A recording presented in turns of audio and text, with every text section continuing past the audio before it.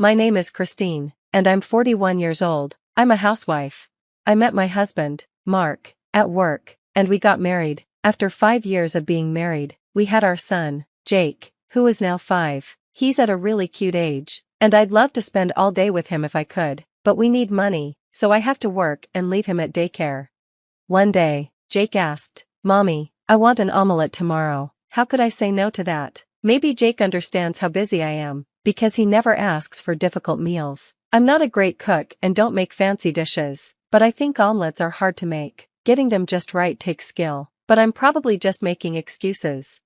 Mark was really happy when Jake was born. After waiting for so many years, he was our miracle. We were a close family, always going on drives and trips to the park every weekend. But when Jake turned 3, things started to change. Once Jake grew out of his terrible threes, Mark started coming home later and later. Before that, he used to complain about how hard it was to deal with Jake being fussy, and maybe that's why he stayed out more. Whenever he'd call to say he was working late, I couldn't help but feel disappointed. I knew the truth, Mark wasn't really working late. He was spending time at slot machines, in restaurants, or at the movies. One of Mark's colleagues, who is also one of my old coworkers, told me, "I quit my job after we got married, but I still keep in touch with some of my old colleagues." Mark knows I found out, but he doesn't care. Part of me feels upset about this, but I would rather he be out late than see him get annoyed with Jake's behavior. But Mark started coming home even later, sometimes in the morning. Who does he think he is? Sometimes I could smell perfume on his suit, and it didn't make me feel good. It made me angry. Mark was a good father when Jake wasn't being difficult, so I let it slide. But now, 2 years later, Jake is a cheeky 5-year-old, and I'm tired of Mark's bad attitude. One day, Jake spilled a bit of tea and I said, "Oh no, wait here while I get a cloth." Mark yelled at me, saying, "What's wrong with you? You're 5 years old and can't hold a cup properly?" Jake asked, "Daddy, play with me," but Mark yelled back, "I'm busy, don't bother me." When I asked about dinner, Mark just said, "I don't need dinner," and left. How am I supposed to eat peacefully in a house like this? I don't even want to eat his badly cooked food. I just go out instead. Mark gets mad about everything I say. I suggested, "We should go somewhere on your next day off," and he snapped, "Are you serious? I'm tired from work. Let me rest on my day off." No matter what I say, he just yells. We can't have a normal conversation. It's like Mark is still in his fussy phase, and he's 40 years old now. One time, I asked Mark why he was always so angry, and he yelled back, "It's because you're useless, obviously, and now you're passing that on to Jake. I wish he was more like me." That really hurt. Jake is our son, both of ours. At least Jake has my good looks. Mark was acting like all of Jake's good qualities came from him, and the bad ones were from me. I couldn't believe how rude he was. I kept getting more frustrated with Mark. His words and actions were hurting me emotionally. I even thought about divorcing him. His behavior was close to ending our marriage, but I stayed because I still loved him. Even though Jake was scared of Mark, he still loved him too. I was so tired of being with a husband who was always in a bad mood, but I didn't have the courage to break up our family. One day, Mark brought up something. "A trip," he said. "What?" I asked. "Yeah, a trip with some coworkers. You know them, right? The 2 guys who love their single life?" "Oh, those guys. Yeah, they're going on a trip, and I decided to join them."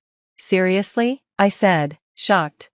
"What's the problem? I've been patient for so long. This family takes up all my time. I never get time for myself, and you spend all the money I earn on useless things. I deserve to relax sometimes. I don't spend money on luxuries. We live very frugally because you only give me the minimum amount of money," I said. This was the truth. I worked hard and made money, but the more I worked, the less Mark contributed to our family. I actually put more money into the household than he did. He was probably spending his money on other things, which is why he could afford the trip. "Shut up. I'm going on the trip in 4 weeks, whether you like it or not, and you better not complain," he said. "Tomorrow." I was shocked by the trip, but even more surprised that it was happening so soon. Tomorrow. I felt my anger rising, and I was about to argue, but then I heard, "Mommy." It was Jake, who was supposed to be asleep. I rushed to him. "I'm sorry, Jake, did I wake you? Let's go back to your room, and I'll sleep with you." But as soon as I touched him, I knew something was wrong. "Jake, you're burning up. My head hurts, Mommy," he said. I looked at Jake's face, and then suddenly, his eyes rolled back, and he collapsed. I panicked and called an ambulance. Mark, who I thought would come with us, refused. There was so much I wanted to say, but I didn't have time to argue. I had to go to the hospital alone. Thankfully, Jake's test results showed nothing serious, but they kept him in the hospital for more tests, just to be safe. I called Mark to update him. "What do you want?" he answered, sounding annoyed. I could tell he was irritated, but I didn't have time to care. I told him what had happened and asked him to bring a change of clothes for Jake. "Are you joking?" he replied. "I can't make it," he said. "What do you mean?" I asked. I said I can't make it. I'm not going to be late for tomorrow's trip. I'm staying with my colleague tonight, he told me. "Are you serious? Your son is in the hospital, and you're still going on a trip?" I asked, shocked. "Of course, he doesn't need me for a simple checkup. He's just got a fever. There's nothing I can do."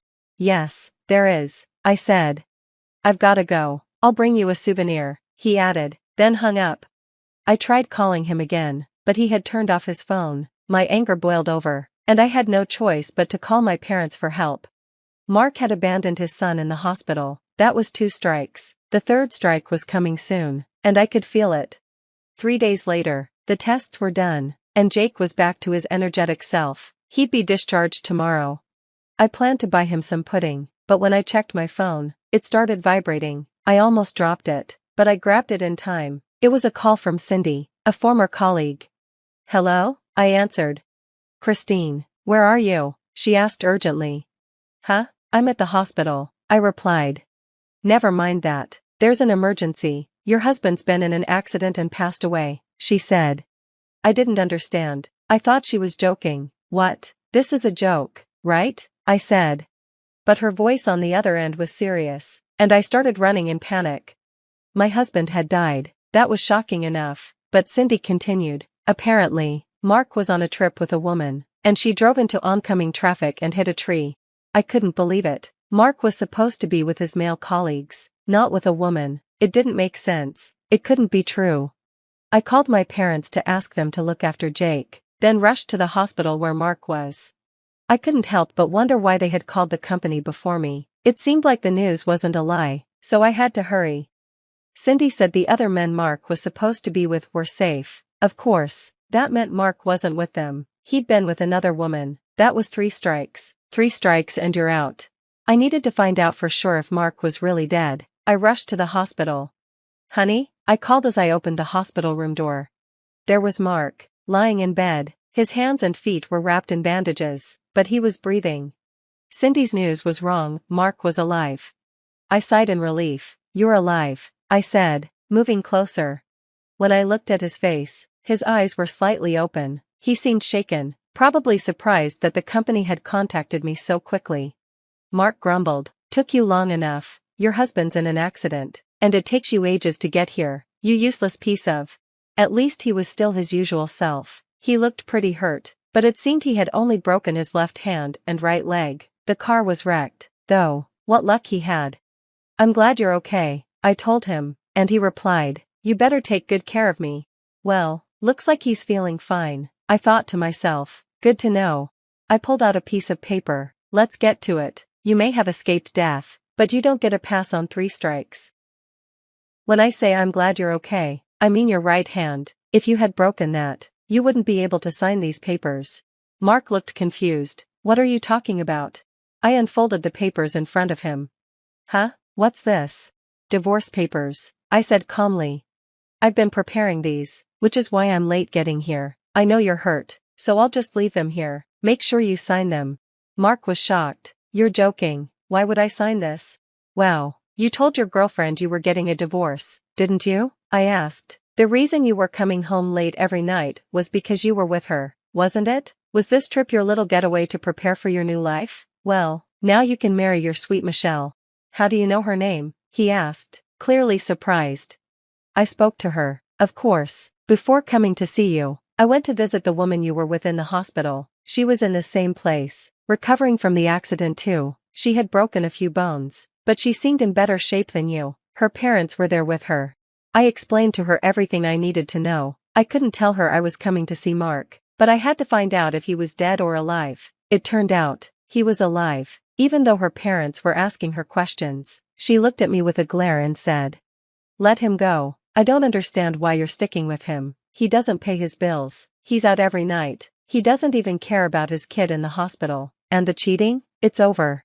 Mark's face went pale. I had expected him to argue, but I wasn't changing my mind. "No, she's just for fun," Mark quickly said. "You're the only one I love." "Just stop," I said. "Here's the paper. I've already filled out my part. Even if you tear it up, I've got more copies. Actually, I could just call a lawyer." "A lawyer?" he said, confused.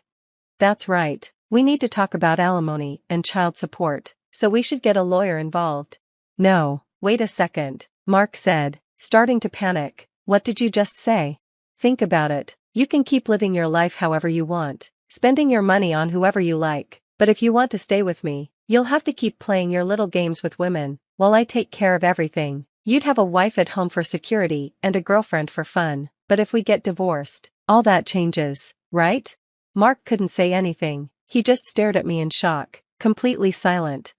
"Sorry to break it to you, but your perfect plan is ruined. You can start a new life with Michelle or whoever you want, but my son and I won't be part of it. Just pretend you died and start fresh." I said everything I wanted to say and started to leave the hospital room. Wait. I heard Mark's pathetic voice calling behind me, but I just kept walking. In the following days, I hired a lawyer and started the divorce process. Michelle was discharged from the hospital, and she got involved in the talks too. When Mark said he didn't want a divorce, Michelle got furious. They argued loudly. When I mentioned alimony, Michelle yelled, "You've ruined my life." "I don't care about someone who gets involved with married men," I snapped back. "You're the one who went after me." "Shut up," she shouted. "I never did that," Mark said, trying to defend himself. I thought, can you just sign the papers already? I stayed silent as I watched them argue. Despite Mark's resistance, the evidence was clear. In the end, our divorce was finalized, and I got almost all the alimony I asked for. The child support was paid in a lump sum.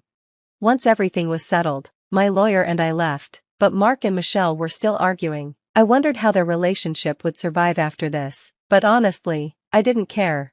Before leaving, I told them, "I hope you two have a nice life together," which might have been a bit petty, but I didn't mind. I just hoped Jake wouldn't pick up on my petty behavior.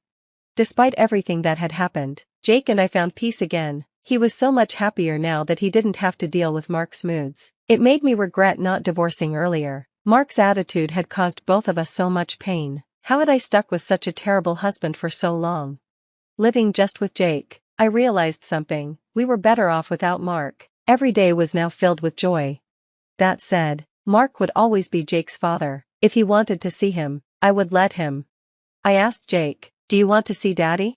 "No," he answered. "Why not?" I asked. After the divorce, I confirmed that the alimony and child support payments had been made, then sent Mark an email. He replied right away with the subject, "Help." I opened it and couldn't help but laugh. Mark's former colleague had spread the news about his cheating to the whole company, and now Mark was dealing with the gossip and stares. He was making mistakes at work and eventually had to leave the company. "My parents have cut me off. I have nowhere to go. Please help me." Can you believe it? Being the kind person I am, I replied, "Why don't you ask your sweet Michelle to help you?" And guess what he said? "I broke up with Michelle. Her parents cut her off too, and now she's missing. I've finally realized, you're the only one I love. Please help me." His message continued.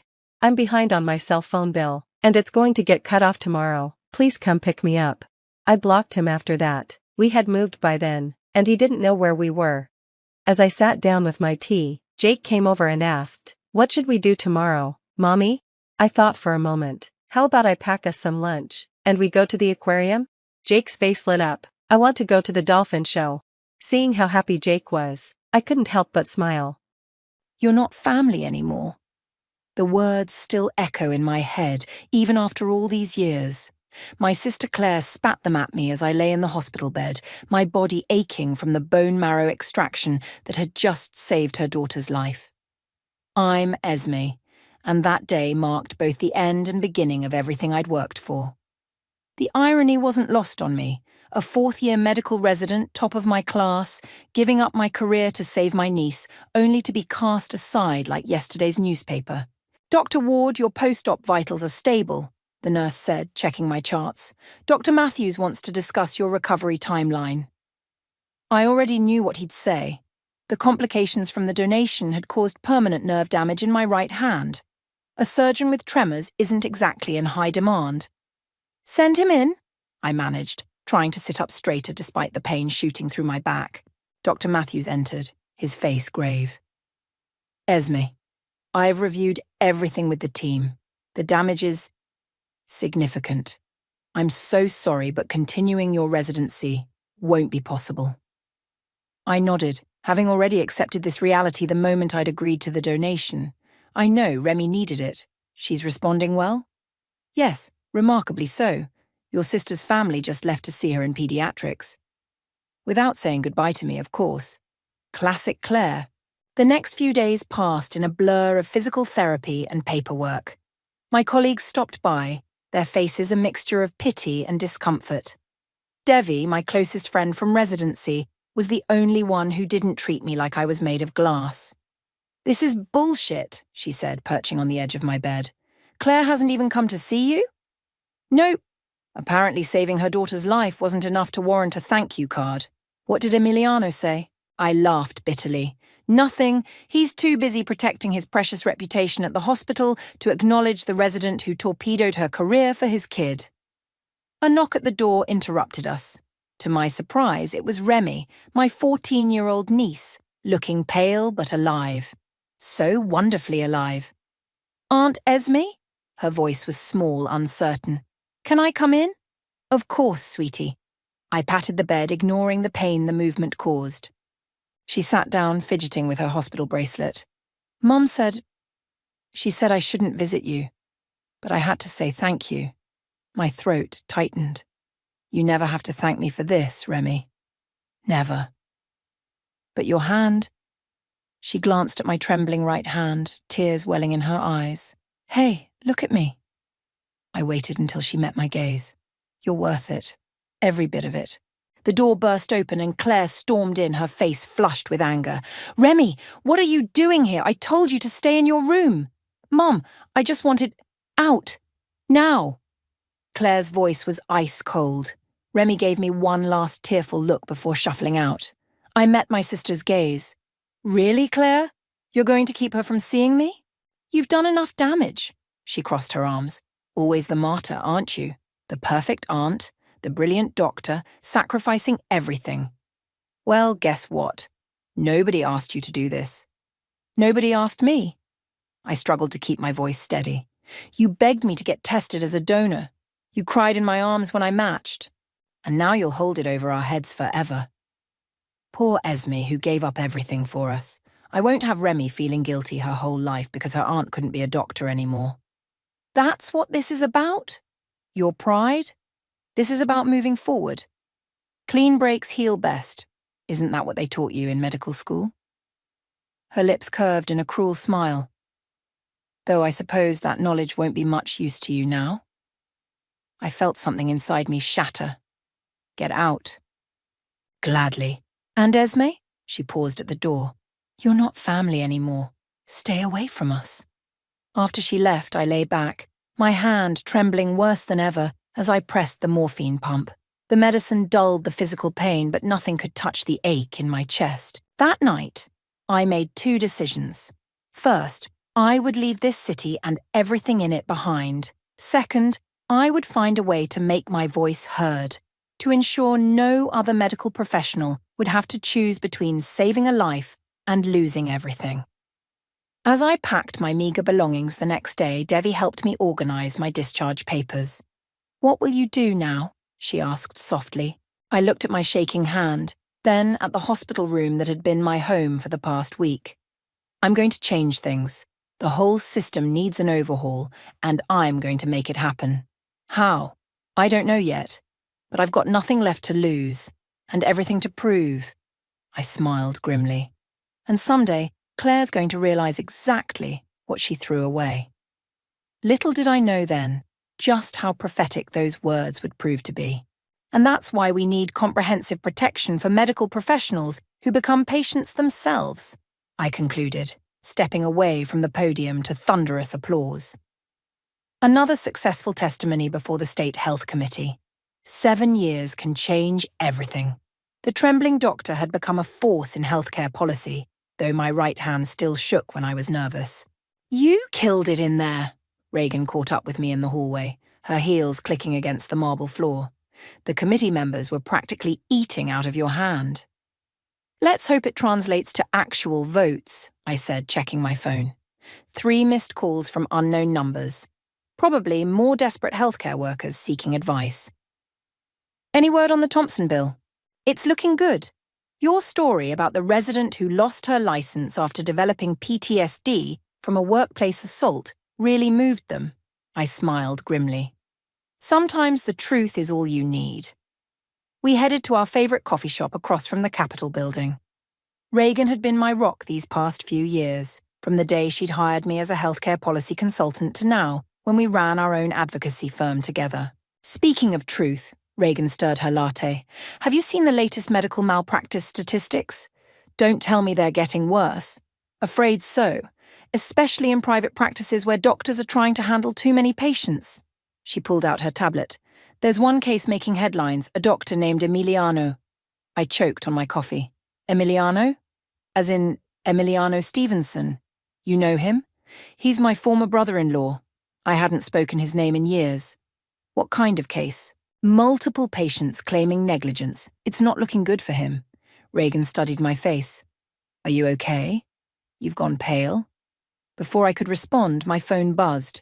Unknown number again. Something made me answer it. Is this Esme? The voice was familiar, yet different, older. Remy? My heart skipped a beat. Aunt Esme, I saw you on TV. Your speech about healthcare reform, you were amazing. I gripped the phone tighter, ignoring Reagan's concerned look. Thank you. How are you? I'm good. I'm actually pre-med now. She laughed nervously. Inspired by you, I guess. Remy, that's wonderful. My throat tightened. Does your mother know you're calling? No. Mom and Dad are. They're not doing great. The malpractice stuff. I've heard about it. I kept my voice neutral. Is that why you're calling? Sort of. Mom's been talking about reaching out to you. She thinks you might be able to help with your connections and everything. Of course she did. 7 years of silence, and now she needed something. Listen, Remy. I know it's not fair, she interrupted. What they did to you wasn't fair, but Dad might lose everything, and Mom? I've never seen her like this. I closed my eyes, remembering Claire's words. You're not family anymore. I have to go, Remy. Take care of yourself. Wait. I hung up, hands shaking worse than usual. Want to talk about it? Reagan asked quietly. Not really. I stood up. We should head back. The committee vote is in an hour. But Reagan wasn't letting it go. You know, your personal story is what makes you so effective. The doctor who sacrificed everything for family, only to be abandoned. It resonates with people. It's not a story, it's my life. Exactly. And now the universe is giving you a chance to write the ending. I laughed bitterly. What by helping the people who threw me away? By showing them exactly who you've become. Reagan leaned forward. Think about it. 7 years ago, you were a broken resident in a hospital bed. Now you're testifying before state committees, changing laws, saving careers. Let them see that. You want me to help Emiliano? After everything? I want you to do whatever will give you peace. She gathered her things. But remember, sometimes the best revenge isn't destroying your enemies. It's succeeding despite them. Back at the office, I stared at the wall of framed newspaper articles about our advocacy work. Former doctor transforms healthcare policy. Medical advocate wins landmark case. Healthcare reform champion speaks at national conference. My phone buzzed again. This time it was Claire's number. I let it ring 4 times before answering. Hello, Claire. Esme. Her voice was smaller than I remembered. I need your help. Funny how that works. I traced the tremors in my right hand. 7 years of silence, and now you need my help. Please, just meet with me. Let me explain. I thought about Remy, about karma, about revenge served cold. Okay, I said finally. Tomorrow, my office, 9 a.m. And Claire? Yes? Bring your checkbook. Nothing in life is free. You taught me that. I hung up before she could respond, a plan already forming in my mind. Claire wanted my help? Fine. But this time, I'd make sure she understood exactly what family loyalty cost. Claire arrived 10 minutes early, looking exactly as polished as I remembered, though worry had etched new lines around her eyes. She sat across from my desk, fidgeting with her designer handbag, a nervous tic she'd had since childhood. Nice office, she said, glancing at my credentials on the wall. You've done well for yourself. No thanks to you. I kept my voice professional, distant. Tell me about Emiliano's situation. It's bad. She pulled out a thick folder. 3 patients are claiming he missed crucial diagnoses. One of them. She swallowed hard. One of them died. And now you want me to what? Wave my magic advocacy wand and make it all go away? I want you to help me understand how to fight this. Her voice cracked. They're saying he was overwhelmed, taking too many patients to maintain our lifestyle. Like he chose money over proper care. Did he? Claire flinched. He's a good doctor. So was I. I held up my trembling right hand, until I chose family over career. Funny how life works out, isn't it? Esme, please, I know I hurt you. Hurt me? I laughed, the sound sharp enough to make her wince. You destroyed everything I had and then abandoned me. Because what? You couldn't handle feeling indebted to your little sister? I was wrong. The words exploded from her. Is that what you want to hear? I was wrong and proud and stupid, but right now my husband might go to jail. Our whole life is falling apart. I leaned back in my chair, studying her, the great Claire, finally admitting she was wrong. But was it genuine remorse or just desperation? Your whole life? I pressed the intercom. Reagan, bring in the file we discussed. Reagan entered moments later, handing me a manila envelope before giving Claire a cold look and leaving. What's that? Claire asked. An invoice. I slid it across the desk. For my services, both past and future. She opened it, her face paling. $2 million? Are you insane?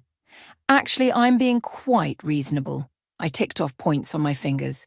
Lost medical career earnings. Student loans I'm still paying off for a degree I can't use. 7 years of therapy. Oh, and let's not forget the actual medical bills from the donation complications. We can't possibly. Can't? I pulled up some figures on my tablet. Your house is worth $1.5 million.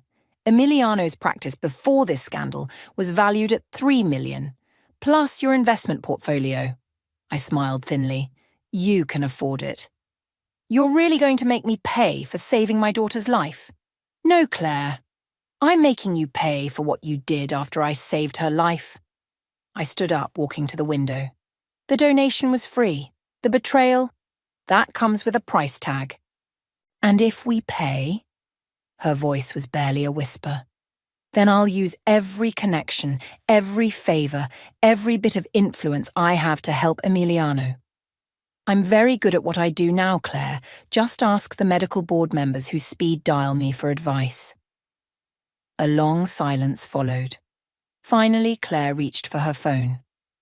I'll need to talk to Emiliano. Take your time. But remember, the longer you wait, the more damage control will need to do. She stood up, clutching the invoice like it might bite her. You've changed. No, I've grown. There's a difference. I met her eyes. You taught me that family isn't about blood. It's about transactions. I'm just following your example. Mum? A voice from the doorway made us both turn. Remy stood there, looking uncertain. Remy? Claire's face darkened. What are you doing here? I asked Aunt Esme's secretary where her office was. Remy stepped inside, taller than I remembered, more confident.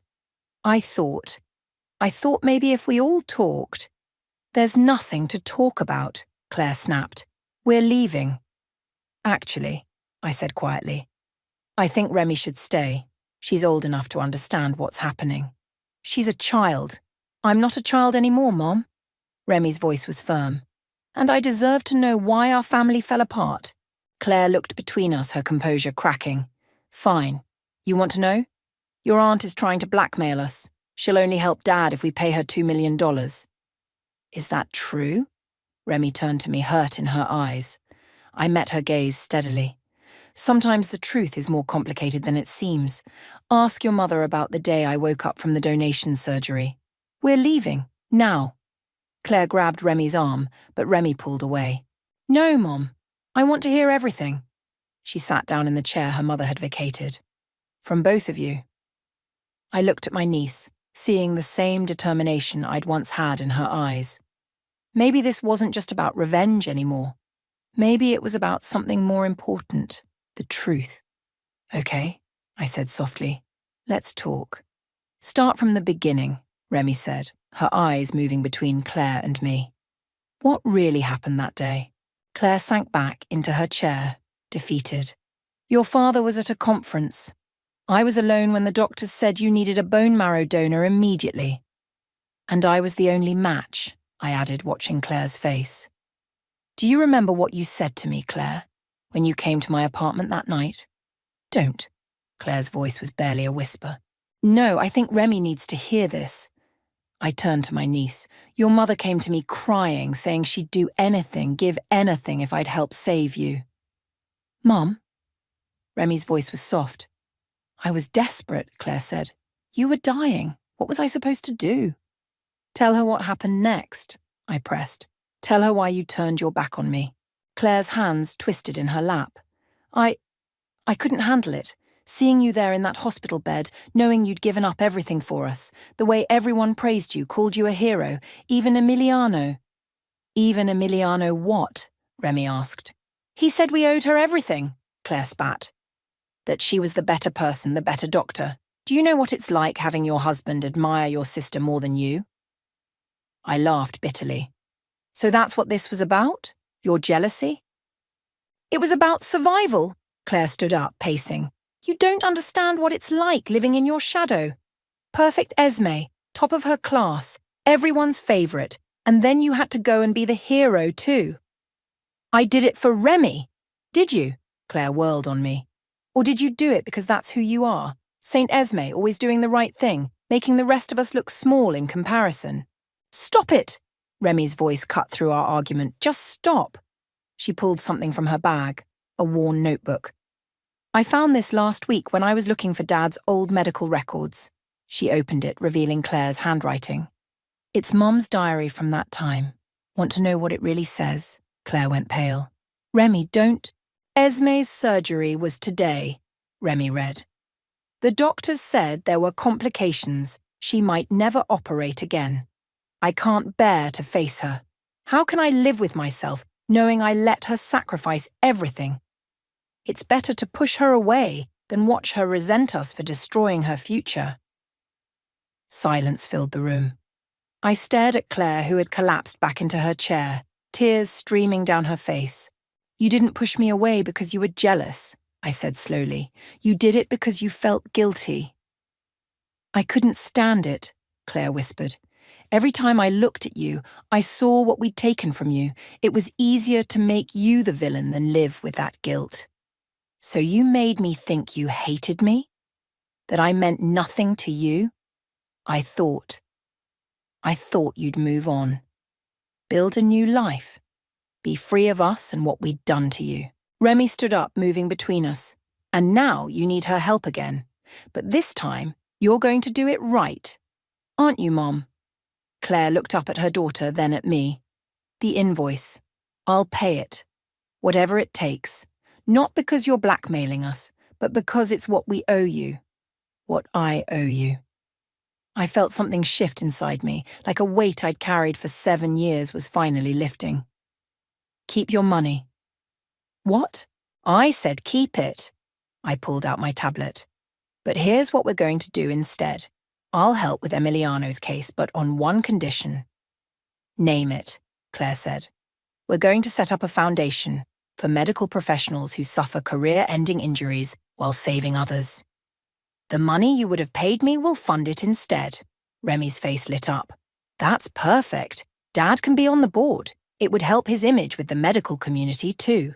And, I added, looking directly at Claire, you and I are going to work on it together. No more running away. No more guilt. Just two sisters trying to make something good out of our past. Claire wiped her eyes. You'd do that? After everything? Family is complicated, I said, thinking of Reagan's words about revenge and success. But maybe it's time we both stopped letting pride and fear tear us apart. Remy moved to hug me, then hesitated. Is it okay if I pulled her close, feeling tears prick my own eyes. Always. Claire watched us, her expression a mixture of regret and hope. I don't deserve your forgiveness. Probably not, I agreed. But Remy deserves to have her family whole again, and maybe that's worth more than any revenge I could take. My phone buzzed. Reagan, probably wondering if I needed backup. I ignored it, focusing instead on the two people in front of me. We had a lot of work ahead, both with Emiliano's case and rebuilding our relationship. But for the first time in 7 years, I felt like we might actually have a chance. The malpractice charges are worse than we thought, Reagan announced, spreading files across my desk. 2 weeks had passed since Claire's visit, and we'd been digging deep into Emiliano's case. How much worse? I asked, scanning the documents. 3 more patients have come forward. One claims Emiliano prescribed medication without checking their allergy history. Another says he missed obvious cancer symptoms for months. I rubbed my temples. Where's Emiliano now? At the hospital, trying to keep his privileges. Reagan hesitated. Esme, are you sure you want to help him? These allegations, they're not just paperwork errors. Before I could respond, Remy burst into my office, her face flushed. Aunt Esme, I need to tell you something about Dad's practice. Remy, shouldn't you be in school? This is more important. She dropped her backpack and pulled out her phone. I've been helping at Dad's office after school, scanning old files. Look what I found. She showed us a series of text messages between Emiliano and his office manager. My stomach dropped as I read them. He knew, I said quietly. He knew he was taking too many patients, cutting corners. Remy nodded, tears in her eyes. The office manager warned him multiple times, but Dad kept saying they needed the money to maintain their lifestyle. Mum's shopping, my private school, their vacation home. Does your mother know about this? No, she just thinks he was overworked. Remy sat down heavily. I don't know what to do.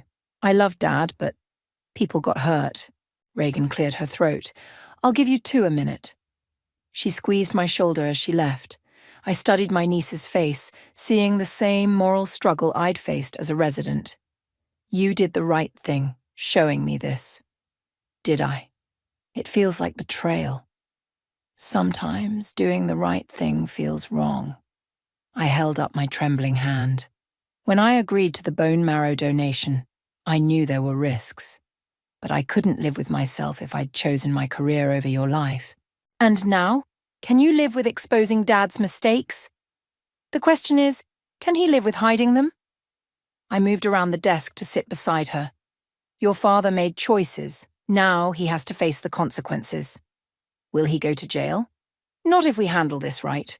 I picked up my phone. But first, we need to talk to your mother. Claire arrived 30 minutes later, looking harried. What's so urgent? I was in the middle of meeting with our lawyers. Sit down, I said gently. There's something you need to see. As Claire read through the messages, her face went from confused to horrified. No, she whispered. He couldn't. Mom, Remy reached for her hand. I think maybe this is partly our fault too. What do you mean? The pressure to maintain our lifestyle, the constant spending. Dad felt like he had to keep up. Claire's face crumpled.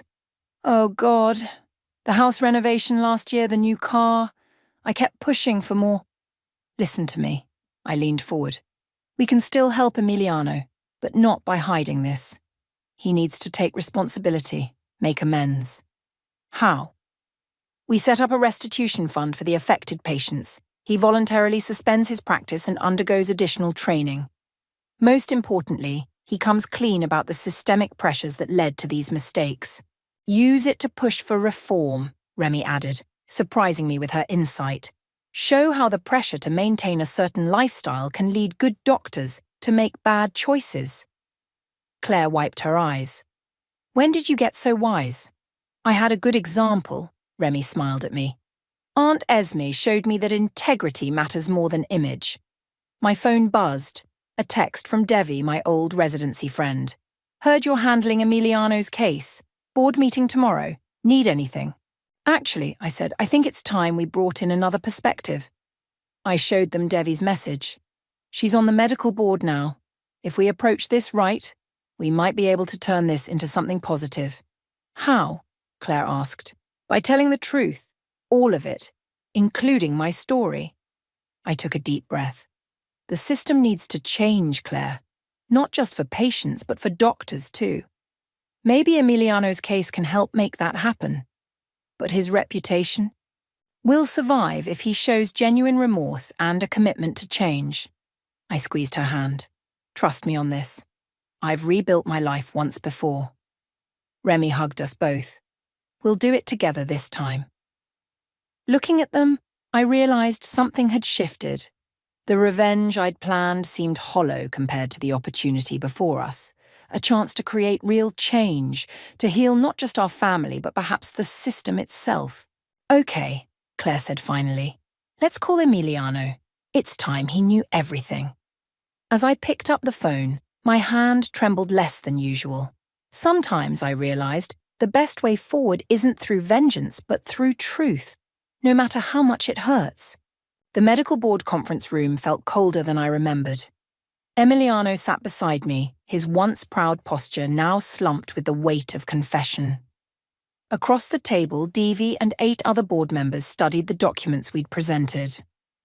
Dr. Stevenson, the board chairman spoke, you admit to knowingly exceeding safe patient loads and cutting corners in diagnoses? Yes, Emiliano's voice cracked. I lost sight of what matters most. The pressure to maintain a certain lifestyle. It became an excuse to compromise my principles. And now? Devi asked, her eyes meeting mine briefly. Now I want to make it right. He pulled out a folder. I've drafted a proposal. A complete restructuring of my practice, including a patient restitution fund from the sale of our vacation property. Claire, sitting behind us, inhaled sharply. We hadn't discussed selling the house. Furthermore, I added, standing up, Dr. Stevenson has agreed to work with our healthcare advocacy group to address the systemic pressures that lead to these situations. Your advocacy group? One board member raised an eyebrow. Isn't there a conflict of interest here, given your family connection? Actually, Remy's voice rang out from the back of the room. That's exactly why Aunt Esme should be involved. All heads turned as my niece walked forward, her pre-med textbook clutched to her chest. Young lady, this is a closed hearing, the chairman warned. Let her speak, Devi interjected. Sometimes we need to hear from those most affected by our decisions. Remy took a deep breath. 7 years ago, my aunt sacrificed her medical career to save my life. She lost everything because she put patient care above personal gain. My father, she glanced at Emiliano, made the opposite choice. Remy, you don't have to, Claire started. Yes, I do, Mom. Remy's voice strengthened. I'm studying to be a doctor because of both of them, because Aunt Esme showed me what integrity looks like, and because Dad's mistakes showed me how easily good doctors can lose their way. The room fell silent. Emiliano's shoulders shook with silent sobs. The question before us, the chairman said finally, is whether Dr. Stevenson should lose his license permanently. If I may, I stepped forward, my right hand trembling visibly. I'd like to propose an alternative. Proceed.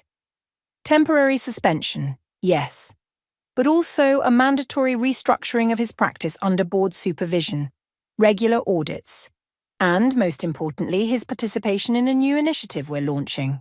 I handed out proposals to each board member. The Medical Professional Protection Program, a foundation dedicated to supporting healthcare workers facing ethical dilemmas and preventing the circumstances that lead to compromised care. And who would fund this program? Another member asked. We would, Claire spoke up, standing. starting with the proceeds from our vacation home sale. And, she looked at me, the money we originally set aside to pay Esme for her sacrifice. Devi leaned forward. You were going to pay her? After 7 years? $2 million, I said quietly. The estimated cost of my lost medical career. But this program could help prevent others from facing similar losses. Or similar mistakes, Emiliano added, finding his voice. I'll speak at medical schools, share my story, show them how easily the pressure to maintain appearances can corrupt good intentions. The board members huddled together, speaking in low voices. Minutes stretched like hours until finally, the chairman cleared his throat. Dr. Stevenson, approach the table. Emiliano stood on shaky legs. I grabbed his arm, steadying him. The first time I'd touched my brother-in-law in 7 years. Your license will be suspended for 1 year, the chairman announced.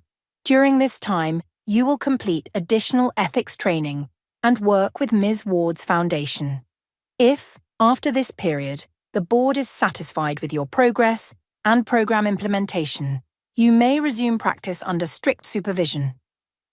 Relief flooded Emiliano's face. Thank you. I won't disappoint you. Don't thank us, the chairman nodded toward me. Thank your sister-in-law. Her advocacy carried significant weight here. As we gathered our things to leave, Devi pulled me aside. You could have destroyed him, you know, after what they did to you. Revenge wouldn't have helped anyone. I watched as Remy hugged her father, Claire joining them. Sometimes healing has to be bigger than our personal pain. The foundation's a good idea, Devi smiled. Need another board member? Actually, I glanced at my trembling hand, then at my family. I think we need all the help we can get. Outside the conference room, Emiliano approached me hesitantly. Esme, I don't deserve... You're right, you don't, I cut him off. But Remy deserves a father who learns from his mistakes. The patients deserve a doctor who puts their needs first. And maybe, I looked at Claire, who gave me a tearful smile, maybe we all deserve a chance to rebuild what we broke. Starting now? Remy asked hopefully. Starting now, I agreed, feeling the weight of revenge finally lift from my shoulders. We've got work to do. 6 months later, I stood at the podium in the hospital auditorium, facing a room full of medical students and residents. The Medical Professional Protection Program's first symposium was underway, and the turnout had exceeded our expectations. Before we begin, I held up my trembling right hand, let me show you what sacrifice looks like, and then my brother-in-law will show you what redemption looks like. Emiliano walked onto the stage, noticeably thinner and greyer than before. His suspension had taken its toll, but there was a new clarity in his eyes. 3 years ago, he began, I chose profit over patience. Today I want to tell you how that decision destroyed lives, including my own. From the front row, Claire and Remy watched intently. Behind them sat the families of patients affected by Emiliano's mistakes. We'd invited them all, part of our commitment to complete transparency. My wife's sister, Emiliano gestured to me, showed me what real medical ethics look like. She gave up everything to save my daughter, and how did we repay her? By turning our backs when she needed us most? A woman in the audience stood up. My husband died because you were too busy to notice his symptoms. How do you sleep at night? The room went silent. This was the moment we'd prepared for, but it still felt like a punch to the gut. I don't, Emiliano answered honestly. Not really. Every night I see your husband's face. I see all their faces. That's why we created this program, not to erase our mistakes, but to prevent others from making them. Tell them about the changes, I prompted gently. Right. He straightened his shoulders. Every patient affected by my negligence has received full compensation from the sale of my properties. But more importantly, we've implemented a new patient care model. Reagan clicked to the next slide, showing our restructured clinic design. No doctor in our network will handle more than the recommended patient load, Emiliano continued. We've established mandatory rest periods, peer review systems, and ethical oversight committees. Another audience member spoke up. But how will you maintain profitability? We won't, Claire stood up. Not the way we used to. We've downsized our life, sold our excess properties. Medicine isn't about getting rich, it's about helping people. I watched my sister address the crowd, marveling at how much she'd changed. The designer clothes were gone, replaced by simple business attire. The arrogance had given way to humility. My sister taught me that, Claire added, turning to me. Sometimes the most valuable things in life aren't things at all. Remy joined us on stage for the next part. As a pre-med student, she began, I'm learning that medicine is about choices. Every day, doctors choose between what's easy and what's right. Which brings us to our announcement. I took over. The Medical Professional Protection Program is launching a scholarship fund for medical students who demonstrate exceptional ethical standards and for doctors who need support choosing patient care over profit. Devi stood up from her seat on the medical board panel. The board has agreed to integrate this program into our licensing requirements. Every doctor in the state will need to complete ethics training through the foundation. The rest of the symposium passed in a blur of questions, discussions, and tearful reconciliations between Emiliano and his former patients. By the end, even the woman whose husband had died approached him. I don't forgive you, she said quietly, but I appreciate what you're trying to do here. Make sure it matters. Later, as we packed up our materials, Reagan nudged me. Look at that. Across the room, Remy was showing Claire and Emiliano her latest anatomy test, a perfect score. Following in your footsteps, Reagan smiled. No, I shook my head. She's creating her own path, a better one. Speaking of paths, Claire joined us. The real estate agent called. The vacation house sold. The funds will be transferred to the foundation tomorrow. And the beach condo? I asked. Listed yesterday. She touched my arm. We really are changing, Esme. I know it doesn't make up for the past, but maybe it's not about making up for the past, I interrupted. Maybe it's about building a better future. Emiliano approached, holding a stack of business cards. 4 more hospitals want to implement our program, and 2 malpractice lawyers want to refer their clients to us for mediation. Good, I nodded. The more we expand, the more people we can help. Help begins at home, Remy announced, joining our circle. Family dinner tonight? I'm cooking. You cook? I raised an eyebrow. Well, I order really good takeout, she grinned. Come on, Aunt Esme, we've got 7 years of family dinners to make up for. Looking at them, my once broken family now piecing itself back together, I felt something I hadn't expected. Peace. The revenge I'd planned had transformed into something far more powerful. Redemption. Okay, I smiled, gathering my things. But first, let's finish what we started here. We've got a healthcare system to fix. One ethical decision at a time, Emiliano added softly. Together. Claire squeezed my hand. My right hand still trembled, but now it felt less like a reminder of what I'd lost, and more like a symbol of what we'd found, a way to turn our worst moments into something meaningful. The morning sun streamed through my office windows as I reviewed the latest foundation reports. A knock at the door made me look up. Ready for the board meeting? Reagan asked, tablet in hand. Almost. Just checking these final numbers. I smiled at the figures on my screen. We've helped 38 doctors avoid burnout this quarter alone. Make that 39, Devi walked in, dropping a file on my desk. Remember Dr. Thomas from pediatrics? She was about to quit medicine after losing a patient. Our program got her the support she needed. And now? Back at work with a manageable patient load and twice-weekly counselling, Devi grinned. She says you inspired her. My phone buzzed, a text from Claire. Emiliano's first day back, nervous but ready. Thank you. Before I could respond, Remy burst in, waving a letter. I got in. Full scholarship to medical school. What? I jumped up to hug her. That's amazing. The ethics board was particularly impressed with her essay, Devi winked.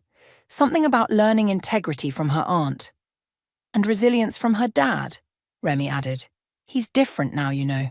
The suspension changed him, changed all of us. Speaking of change, Reagan checked her watch. We should head to the boardroom. The governor's waiting. I gathered my materials, including the trembling hand exercises my physical therapist had designed. The tremors would never fully disappear, but I'd learn to work with them, not against them. The boardroom was packed. The governor sat at the head of the table, flanked by state health officials. Claire and Emiliano were there too, along with several doctors who'd been through our program. Ms. Ward, the governor began, your foundation has transformed healthcare ethics in our state. We'd like to implement your model nationwide. Nationwide? I glanced at Reagan, who nodded encouragingly. The statistics speak for themselves, a health official interjected. Malpractice rates down 40%, doctor retention up 60%, patient satisfaction at record highs. But more importantly, Emiliano stood up, we're saving lives, both patients and doctors. That's why we're here, the governor continued. We want to establish similar programs in every state, with you heading the national initiative. I felt everyone's eyes on me. I'm honored, but before you answer, Claire interrupted, there's something you should see. She nodded to Remy, who pulled up a video on the main screen. My breath caught as faces filled the display, doctors we'd helped, patients who'd received better care, families who'd found closure. You turned our family's darkest moment into light, Claire's voice cracked. Now you can do the same for others. The thing is, I said slowly, I couldn't have done any of this alone. I looked around the room. Reagan's strategic brilliance, Devi's medical board connections, Claire's financial expertise, Emiliano's cautionary tale, Remy's fresh perspective. We succeeded because we worked together. So that's a yes? The governor asked. That's a we'll do it as a team. I held up my trembling right hand. This reminder of sacrifice. It's also a symbol of strength. Not just mine, but everyone who chooses integrity over ease, ethics over profit, healing over harm. I have one condition, Emiliano spoke up. The program must always include the patient families, their stories, their pain, their healing. It's essential. Agreed, the governor nodded. We'll start implementation next month. As the meeting concluded, Remy pulled me aside. Remember when you wanted revenge on my parents?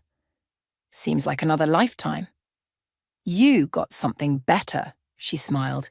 You got your family back, and you're helping other families stay whole. Speaking of family, Claire joined us. Dinner at our new, much smaller house tonight. Emiliano's cooking. Actually cooking this time, Remy laughed. No takeout? I looked at my sister, really looked at her. The designer clothes and perfect makeup were gone, but something more beautiful had taken their place. Authenticity. You know, Claire said softly, I used to be so jealous of you. Your talent, your integrity. Now I'm just grateful you're my sister. Even with the tremors? I wiggled my fingers. Especially with the tremors. She grabbed my shaking hand. They remind us what real strength looks like. Reagan called us back to finish the paperwork, but I lingered a moment, watching my family, both blood and chosen, interact. Devi discussing medical ethics with Remy, Emiliano sharing patient care strategies with the health officials, Claire and Reagan planning program expansions. This wasn't the ending I'd imagined when I'd plotted my revenge. It was better. We'd turned personal pain into public good, family wounds into systemic healing. My hand trembled as I picked up my pen to sign the national initiative documents, but my signature was clear and strong. Like the foundation itself, like our rebuilt family, it wasn't perfect, but it was real, and it was making a difference. And really, that was all I'd ever wanted to do as a doctor. Make a difference. I'd just found a different way to heal. The text message from Mom lit up my phone screen at exactly 2:47 a.m. Come home immediately. Your sister needs you. I stared at those words until they burned into my retinas, my hands shaking with a familiar mixture of rage and resignation. My name is Adeline, and I've spent 25 years being the responsible one, the reliable one, the one who always comes running when called. Tonight was supposed to be different. Tonight, I was celebrating landing my dream job. Senior Marketing Director, at one of New York's top agencies. Don't let her ruin this for you, Natasha said, sliding another glass of champagne across the table. We were the last ones left at the bar, our earlier celebration with colleagues having dwindled down to just us two. You've worked too hard for this. I took a long sip, letting the bubbles fizz against my tongue. You don't understand. Willow's probably having another crisis. Last time, it was because she couldn't decide which luxury apartment to rent with Dad's money.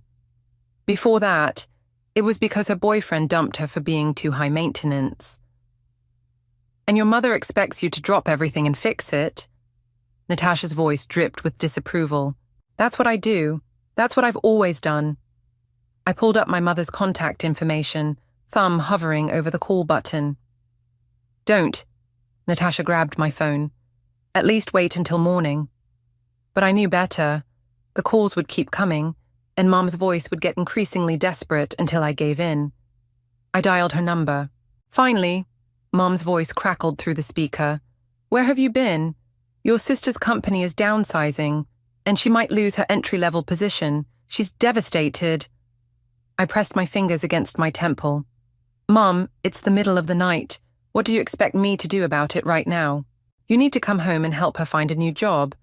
And while you're at it, she needs help with her apartment hunting. The lease is up next month, and you know how overwhelmed she gets with paperwork. Mom, I can't. I just accepted a position in New York. I start in 3 weeks. The silence on the other end was deafening. When she spoke again, her voice was ice cold. You're choosing a job over your family? It's not just a job, Mom. It's my career, my future. I've worked years for this opportunity. Your sister needs you here. Family comes first, Adeline. Always. She paused, and I could practically see her pursing her lips in disappointment. Besides, there are plenty of marketing jobs in Chicago. You can find something local. I caught Natasha's eye across the table. She was shaking her head vigorously. No, Mom. I'm not coming back. Not this time. Then you leave me no choice. Mum's voice hardened.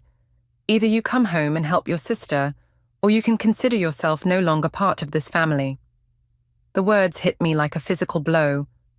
Are you seriously giving me an ultimatum? I'm being realistic.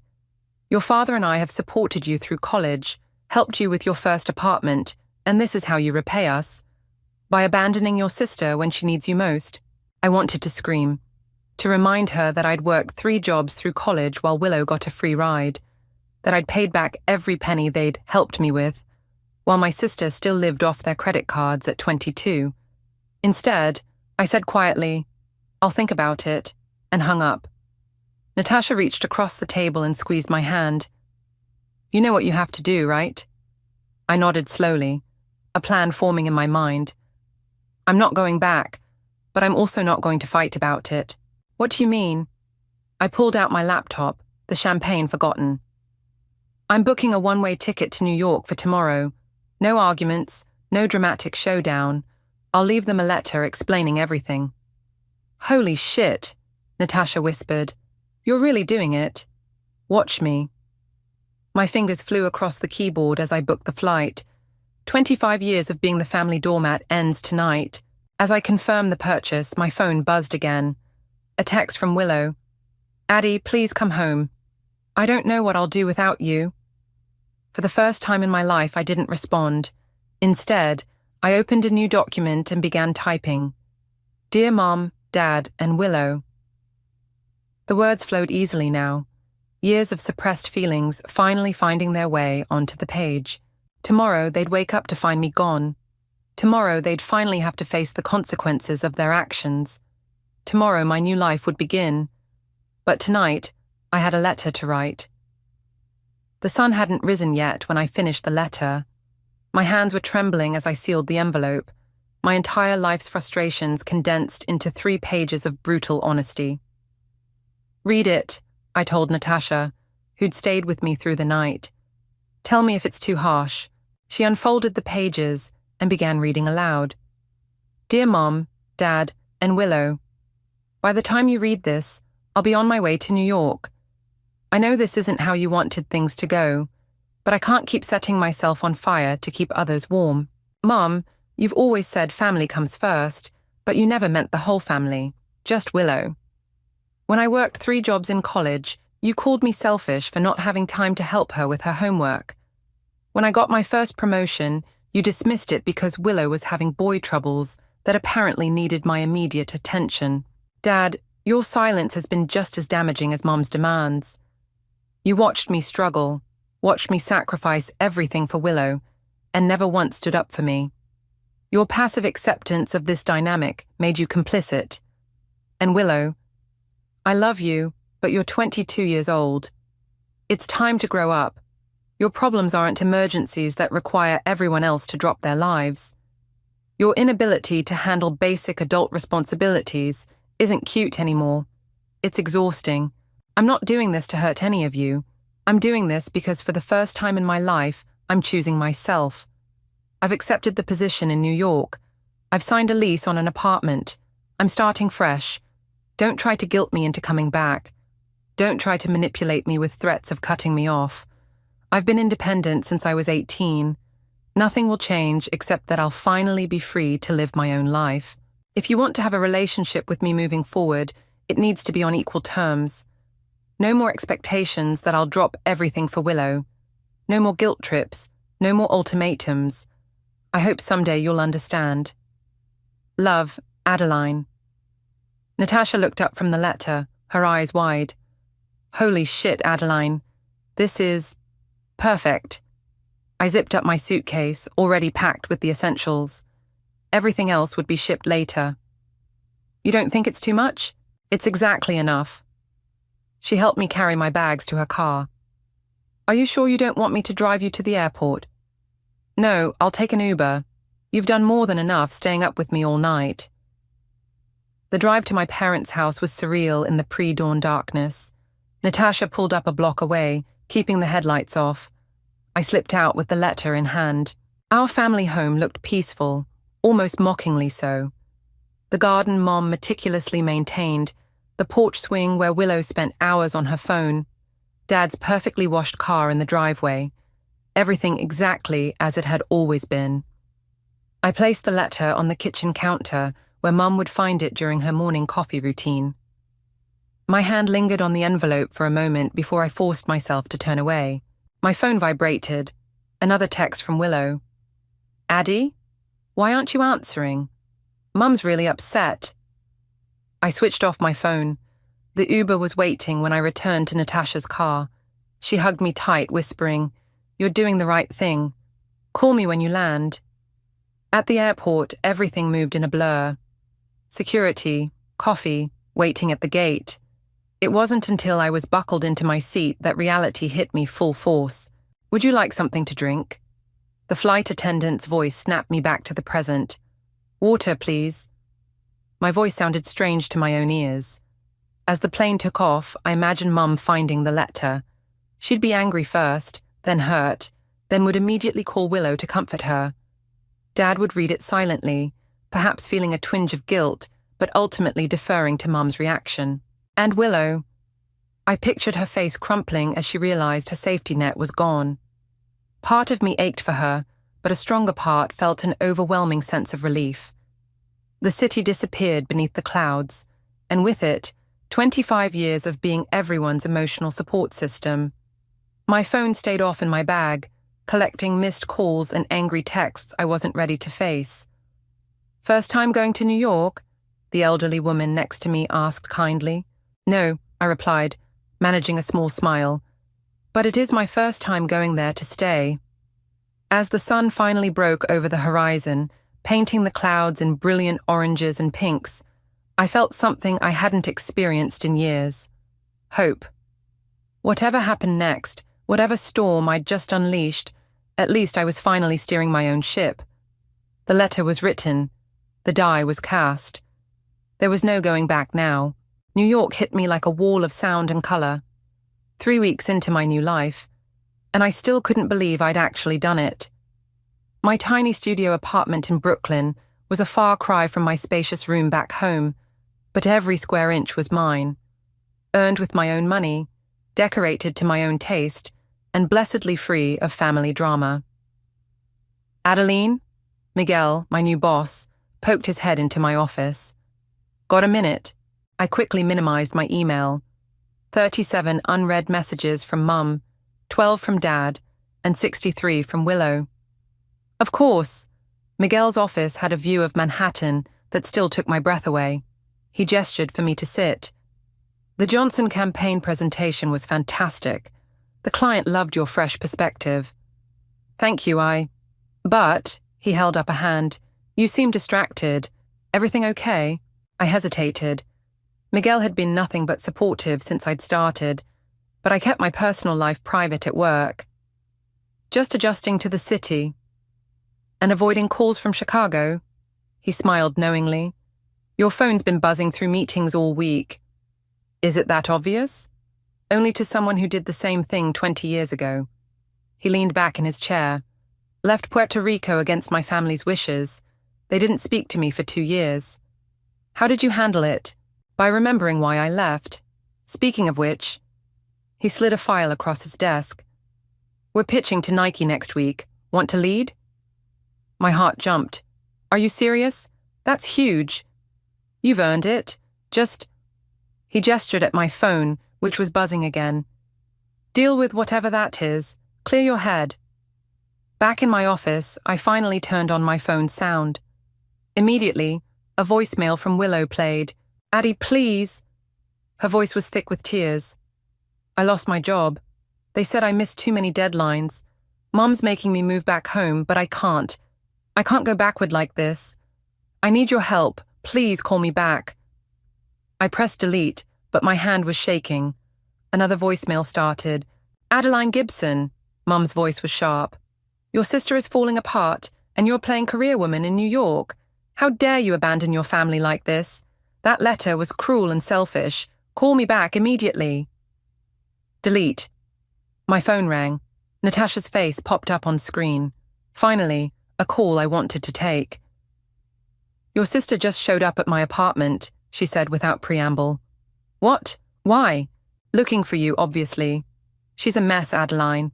Mascara everywhere, wearing pajama pants in public. She got fired for real this time. I sank into my chair. Not my problem anymore. I know, but... Natasha hesitated. She said she's been having panic attacks. Maybe we were too harsh. I wrote that letter alone. You know what I mean. I encouraged you. Because you've watched me put my life on hold for them for years. I was almost shouting now.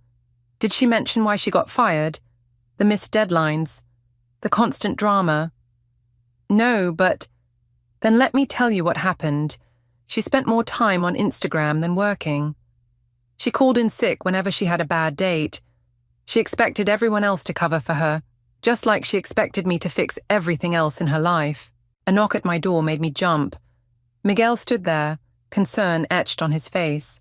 I lowered my voice. I have to go, Natasha. Just don't let her guilt you into giving her my address. What about your dad? She asked quickly. He's been asking about you too. Dad had 25 years to stand up for me. His guilt is not my responsibility either. I hung up and turned to Miguel. I'm sorry about that. He sat down across from me. You know, when I left home, I thought I was just running away. Took me years to realize I was actually running towards something better. Did your family ever understand? Eventually, but only after I stopped trying to make them understand. He tapped the Nike file. Sometimes the best revenge is success. My phone buzzed again. A text from Willow. Found out you're working at Marshall & Brooks. Guess family means nothing compared to a corner office, huh? I showed Miguel the message. She's trying to track me down. Want my advice? Focus on the Nike pitch. Pour everything into it. Success is the best boundary. It shows them you're thriving without them. I straightened my spine. You're right. Can I see the brief again? As I immersed myself in work, my phone kept buzzing with messages from home. But for the first time, the guilt was overshadowed by something stronger. Determination. Let them panic. Let them feel what it's like to handle their own problems. I had a presentation to nail. The Nike pitch was a success, but I barely had time to celebrate before Natasha's urgent call came through. Your mum showed up at my workplace today, she said, her voice tight with anxiety. She's getting desperate, Adeline. I was walking home from the subway, the city's evening buzz surrounding me. What did she want? What do you think? She's trying to guilt me into revealing your address. But that's not the worst part.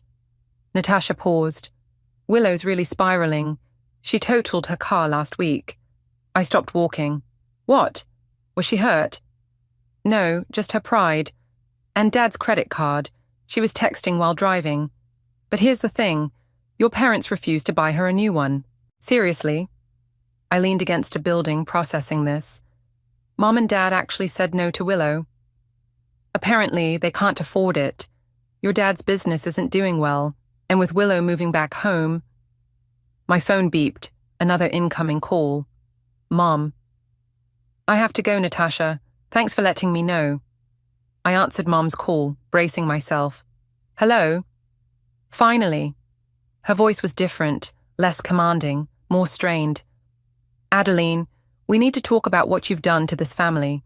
What I've done? I laughed incredulously. I made a career choice, Mom. I'm not the one who gave ultimatums. Your sister is falling apart. She's had to move back home, she can't find a job, and now she's having anxiety attacks. Is that what you wanted? I clutched my phone tighter. What I wanted was to live my own life without being Willow's permanent backup plan. She's your sister, and I'm your daughter. My voice echoed off the buildings, turning heads of passing strangers. But you never worried about my anxiety, did you? When I was working 3 jobs in college, when I had to cancel my own plans constantly to rescue Willow. A long silence followed. When Mum spoke again, her voice was quieter. We need you to come home, just for a little while. Help her get back on her feet. No, Adeline, please, your father's business is struggling. We can't support her like we used to. So now that you can't enable her anymore, you want me to step in? I started walking again, faster now. That's not happening, Mum. You're being selfish. No, I'm being successful. I just landed the biggest account of my career. I have my own place, my own life. For the first time, I'm putting myself first, and it's working. Another silence.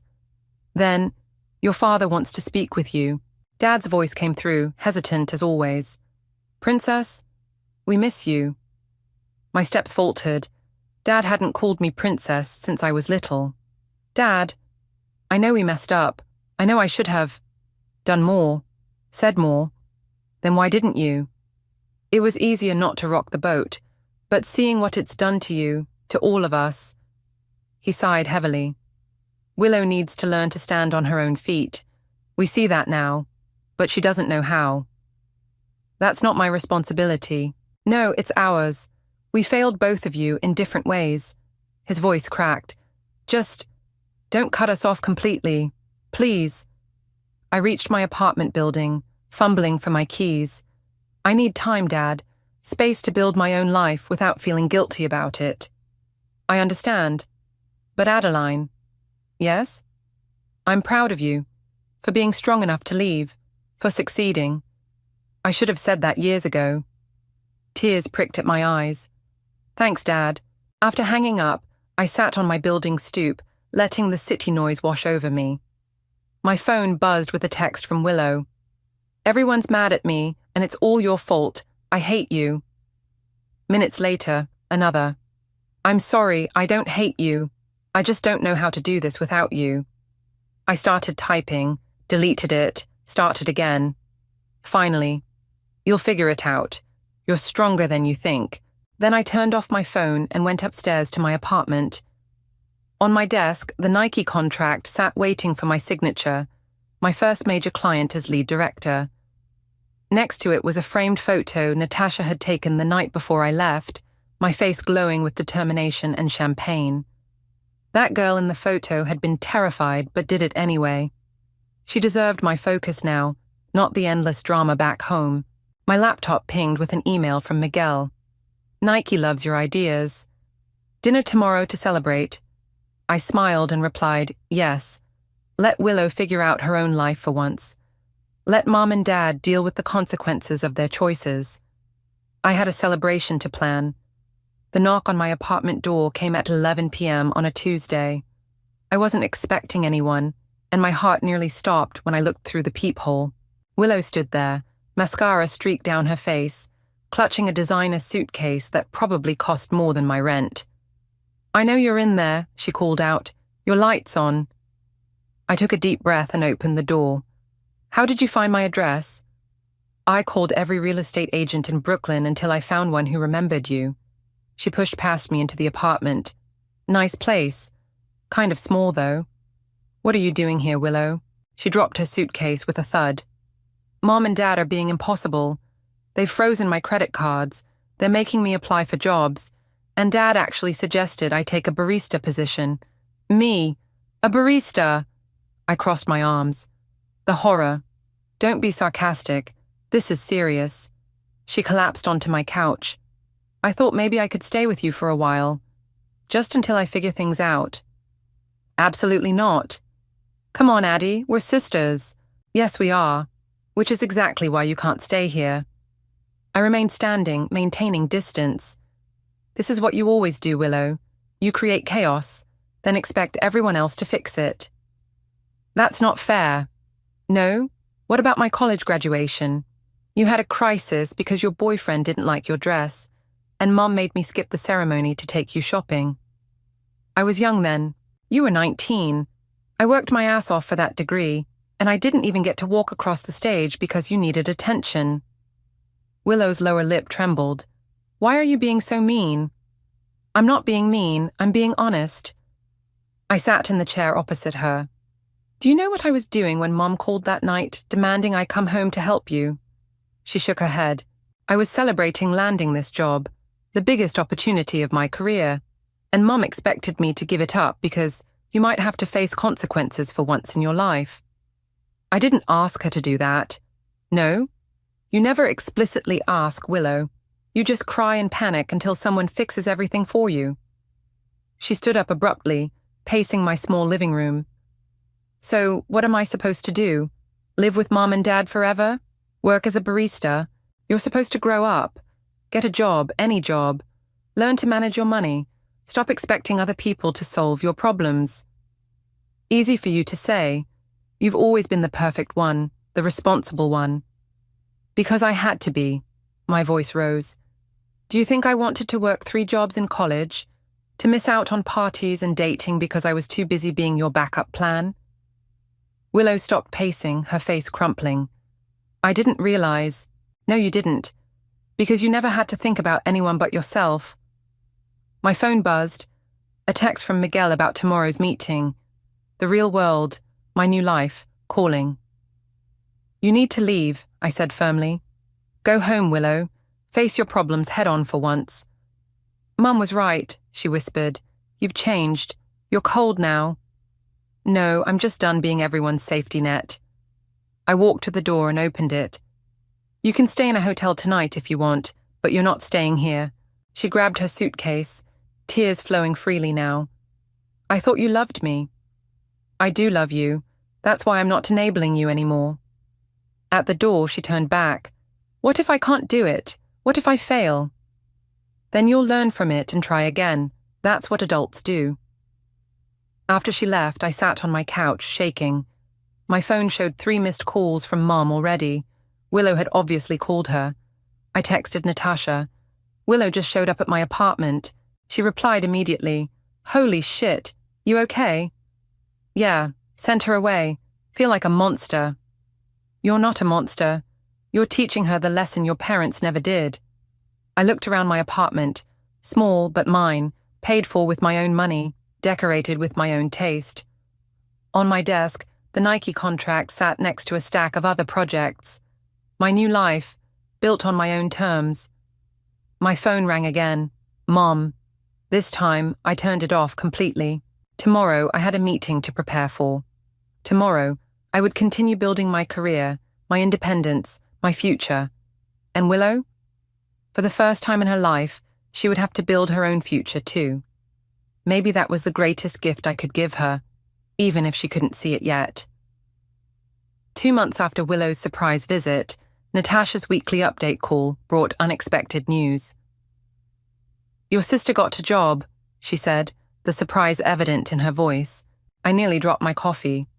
What kind of job? Receptionist at a dental office.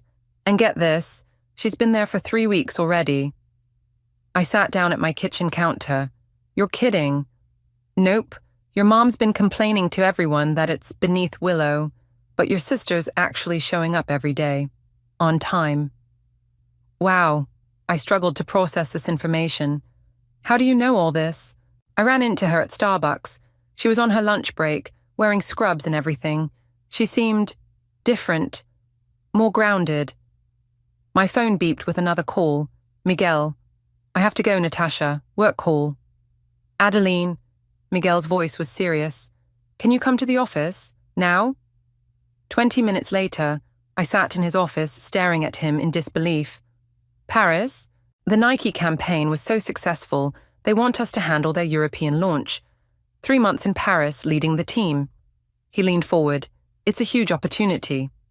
When? Next week. I know it's sudden, but... My phone lit up with a text from Dad. Please call. Emergency. I ignored it. I'll do it. You sure? It's a big move, even temporarily. Another text from Dad. It's about my health. Need to talk. My hand froze over the phone. Miguel noticed. Everything okay? I don't know. Can I have an hour? Outside Miguel's office, I called Dad. Princess, his voice was weak. I had a heart attack yesterday. The world tilted sideways. What? Why didn't anyone call me sooner? Your mother wanted to, but I asked her to wait until I could talk to you myself. He paused for breath. It was a mild one. I'm okay. But there's more. What do you mean? The business. I've been struggling for months. The stress. Well, the doctors say I need to step back. Dad. Willow's been amazing, actually. He gave a weak laugh. She's been helping with paperwork, learning the business basics. She wants to try running things while I recover. I sat down hard on a nearby chair. Willow, running the business. She's changed, Adeline. This wake-up call. Losing you. It forced her to grow up. Another pause. Your mother's struggling to accept it, but Willow's really stepping up. My throat tightened. Do you need me to come home? No, Princess. That's why I waited to call. I didn't want you dropping everything and rushing back. We're managing. He coughed slightly. Willow insisted on handling things herself. Said it was time she took responsibility. I wiped away unexpected tears. Who are you, and what have you done with my family? He chuckled, then grew serious. We failed you for so long, Adeline, letting you carry everything, making you responsible for everyone else's happiness. I see that now. Dad, no, let me finish. You're leaving. It forced us all to change. Your mother's still adjusting, but she's trying. And Willow, he sounded proud. She's becoming the person she could have been all along if we hadn't babied her so much. Miguel appeared in the doorway, tapping his watch. Dad, I have to go. I'm in the middle of something at work. But I'll call tonight, okay? Of course. Go be successful. We're okay here. I walked back into Miguel's office, my mind spinning. Everything all right? He asked. My dad had a heart attack. Jesus. Look, forget Paris. Family comes first. No. I straightened up. My sister's handling it, and for the first time in my life, I actually believe she can. You sure? I thought about Willow and Scrubs, showing up to work every day. Willow learning the family business. Willow finally growing up. Yes, I'm sure. I picked up the Paris contract. Where do I sign? That night, I called Natasha to tell her about Paris. She squealed with excitement, then turned serious. Your mum called me today, about your dad. I know about the heart attack. No, not that. She wanted me to tell you she's sorry. Actually used those words. I sat in silence, letting that sink in. She said she's been seeing a therapist, working on her control issues. Natasha paused. People can change, Adeline. Yeah, I said softly, looking at my packed suitcase for Paris. I'm starting to believe that. My phone buzzed with a text from Willow. Heard about Paris. Congratulations. I mean it. For the first time since I'd left, I felt something shift. Not forgiveness exactly, but possibility. Maybe we all needed to find our own paths to grow up. Paris was everything I'd dreamed of and more. But Dad's second heart attack brought me home after just 6 weeks. Standing outside his hospital room, I barely recognized my sister in her business attire, typing furiously on her laptop. "The insurance company's being difficult," Willow said without looking up, "but I've got it handled." "When was the last time you slept?" She finally met my eyes, dark circles evident under her makeup. "Tuesday, maybe. I'm trying to run the business, deal with insurance, and coordinate with Dad's doctors. She's not coping well." "Where is she?" "Cafeteria. She stress bakes now. The nurses are getting tired of her muffins." I sat beside her. "How bad is it?" "The doctors say he needs bypass surgery. Triple bypass." Her voice cracked slightly. "The business is struggling, and our insurance has a massive deductible. I've been going through the books, trying to figure something out." "I can help with the medical bills," I offered. "No." Willow's response was immediate. "You've got your life in Paris. I've got this." "Willow, I mean it, Addie. I'm not that helpless girl anymore." She showed me her laptop screen. "Look, I've already restructured some of Dad's business loans.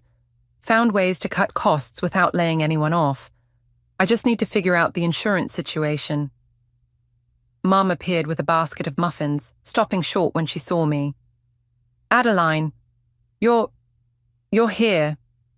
"Of course I'm here." She set down the muffins and hugged me awkwardly. "I didn't think, with your important Paris job." "It's Dad," I said simply. Tears filled her eyes. "I'm sorry for everything. I know it's too late, but—" "Mum," Willow interrupted, "the doctor's here." The surgeon explained the procedure, risks, and recovery time. Mom started crying again. Willow took notes on her laptop. I watched them both, feeling like I'd stepped into an alternate universe. "The surgery's scheduled for tomorrow morning," the doctor concluded. "Any questions?" "The insurance," Willow began, "is approved," a familiar voice said behind us. We turned to see Miguel standing there, looking out of place in his designer suit. "What are you doing here?" I asked. "Handling the insurance situation." He handed Willow some papers. "The company's international health coverage extends to immediate family of employees on overseas assignments. I had them backdate it to when you accepted the Paris position." Willow scanned the documents, her hands shaking. "This covers everything. The surgery, the recovery, all of it." "Miguel," I started, but he held up his hand. "The Paris team can handle things for a few more weeks. Take care of your family." After he left, Mom turned to me. "He seems nice." "He's my boss, Mom." "A boss who flew from Paris to help with your father's insurance?" She raised an eyebrow. "People don't do that for just employees. Can we focus?" Willow was back to her laptop. "We need to prepare for Dad's recovery. He'll need care at home, physical therapy." "I'll handle that," Mom said quietly. I've been talking to someone, a therapist, learning to be more present, less controlling." "Mom's actually cooking now," Willow added. "Real food, not just stress baking." "And you?" I asked Willow. "How are you really doing with all this?" She closed her laptop. "Terrified, overwhelmed, but also capable. For the first time in my life, I know I can handle things, even if they're hard, even if I'm scared." "Your sister's become quite the businesswoman," Mum said proudly. "She reminds me of you sometimes." "No," Willow shook her head. "I'm not trying to be Adeline anymore. I'm trying to be me, just a better version." Dad was awake when we entered his room. "My girls," he smiled weakly. "All 3 of you together. The surgery's approved," Willow told him. "Everything's arranged." "Never doubted you for a minute, sweetheart." He turned to me. "Paris treating you well?" "It can wait," I said. "Family comes first." Mom flinched at her own words being turned around, but Dad just smiled. "No, Princess. Family comes first doesn't mean sacrificing yourself. It means supporting each other while everyone grows." He squeezed my hand. Go back to Paris after the surgery. We've got this covered. Looking at Willow's quiet confidence, Mum's softened edges, and Dad's proud smile, I realized he was right. This wasn't the family I'd fled from months ago. We'd all changed, grown, learned to stand on our own and support each other in healthier ways. Okay, I agreed, but I'm staying until you're recovered from surgery. Deal, Willow said. Now, let's talk about your marketing expertise. The business could use some fresh ideas. We spent the night planning, talking, and actually listening to each other.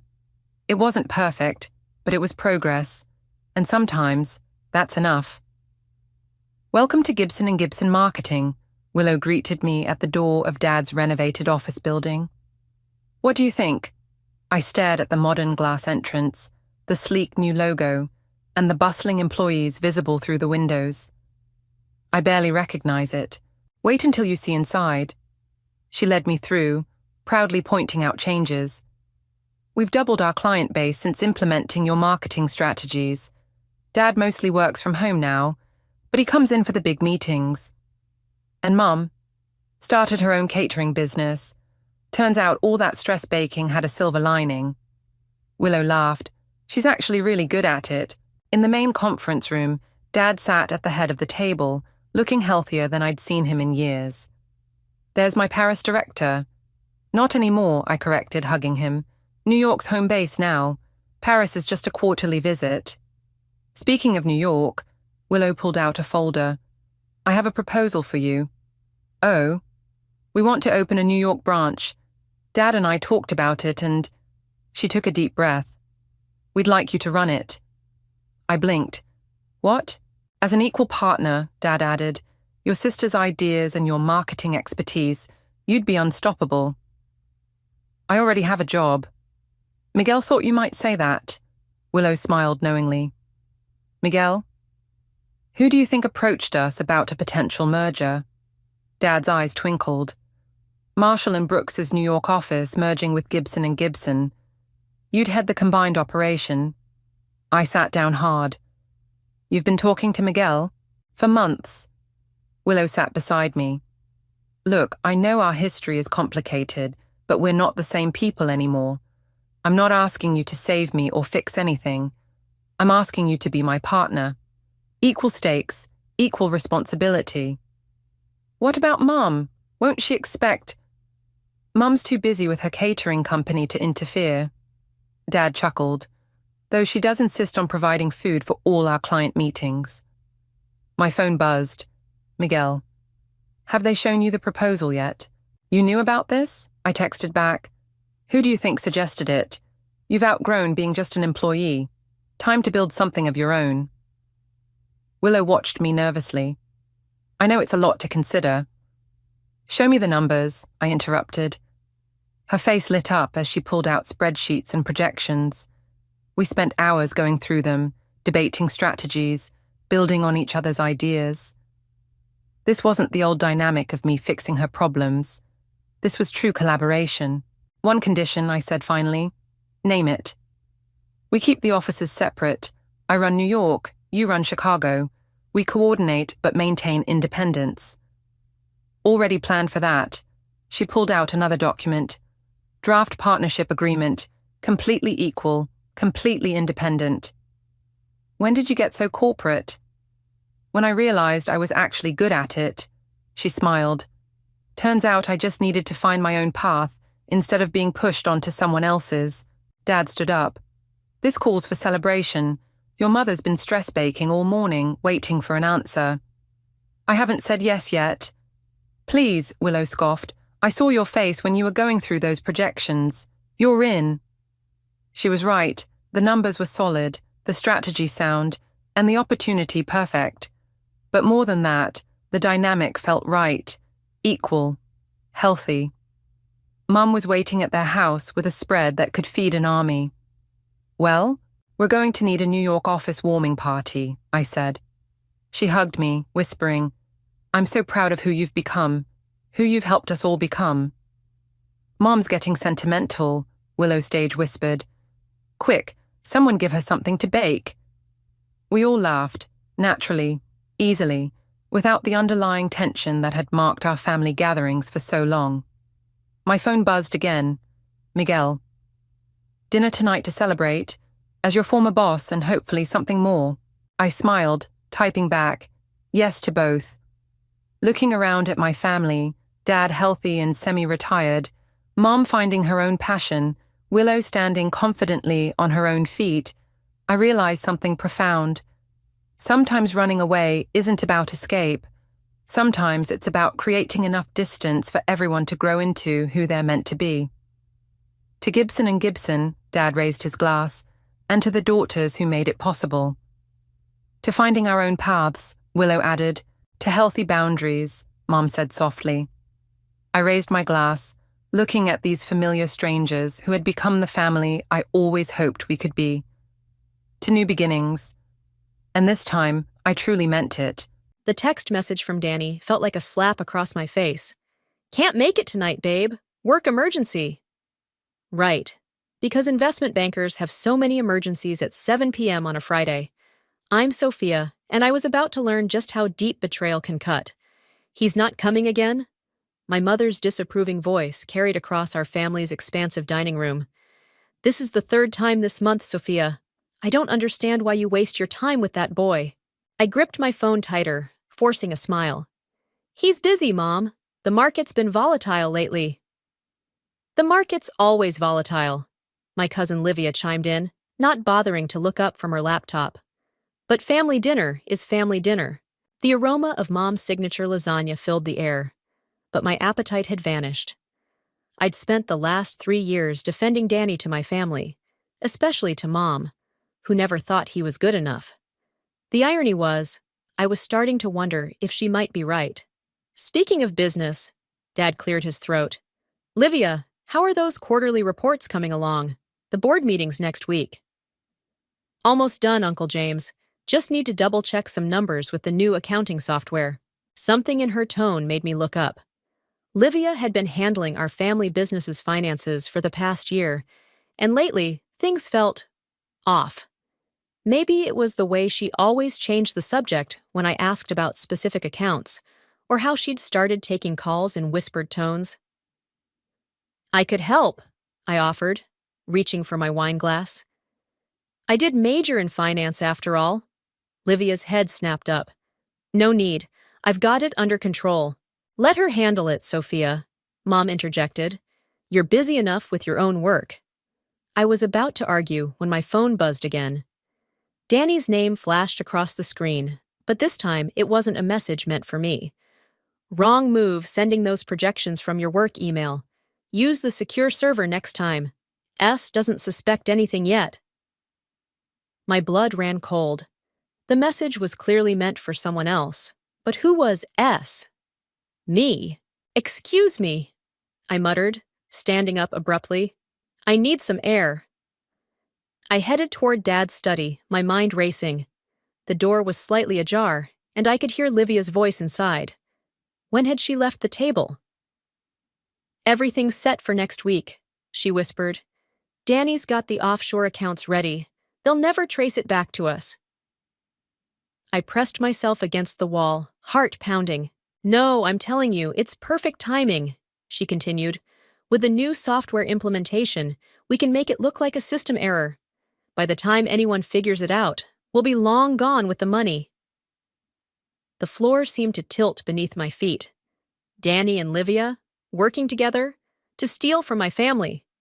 Is everything okay? Mom's voice behind me made me jump. Fine, I said quickly, too quickly. Just needed to make a call. Back at the table, I couldn't stop my hands from shaking. Across from me, Livia had returned, cool as ever, typing away on her laptop. My phone buzzed one more time. Sorry about tonight, babe. Make it up to you next week. Dinner at that Italian place you love? I stared at Danny's message, seeing it for what it really was. Another lie in what was probably a long string of them. But this time, I wasn't going to be the naive girlfriend. This time, I needed help from someone who knew Danny better than anyone. I pulled up another contact, Trevor, Danny's estranged older brother.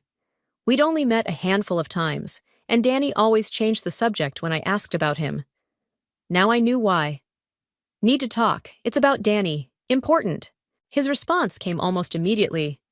Finally figured it out, did you? Meet me tomorrow, 10 a.m., Riverside Coffee. I looked up to find Livia watching me, her expression unreadable. I forced myself to smile, raising my wineglass in a mock toast. Let them think I was still the same trusting Sophia. Let them think I was blind to their schemes. But tomorrow, everything would change. Because if there's one thing my family taught me, it's that loyalty matters, and betrayal comes with a price.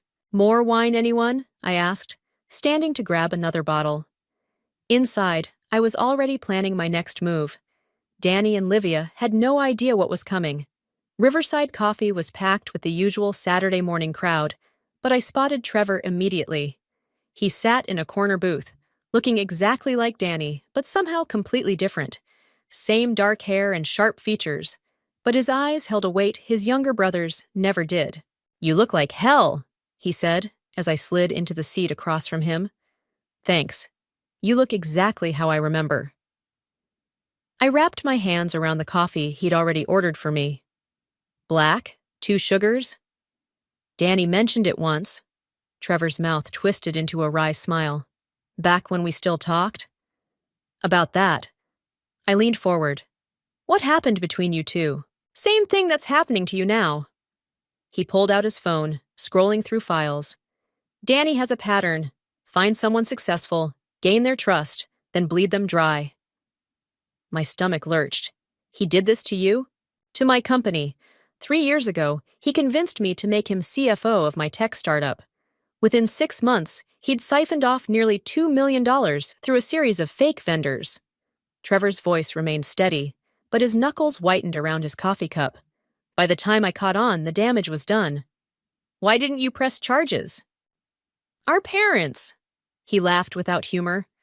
"They believed his lies about me mismanaging the company, said I was jealous of his success. Haven't spoken to any of them since." I pulled out my phone, showing him the message I'd intercepted. "He's working with my cousin Livia now. They're planning something for next week." Trevor read the message, his expression darkening. "Board meeting, right? When is it?" "Thursday. They've implemented new accounting software recently. Livia said something about making it look like a system error." "Classic Danny." Trevor started typing on his phone. "He did the same thing to me. Created a ghost server that—" The cafe's door chimed. I glanced up and froze. Livia had just walked in. "Don't turn around," I whispered to Trevor. "My cousin just came in."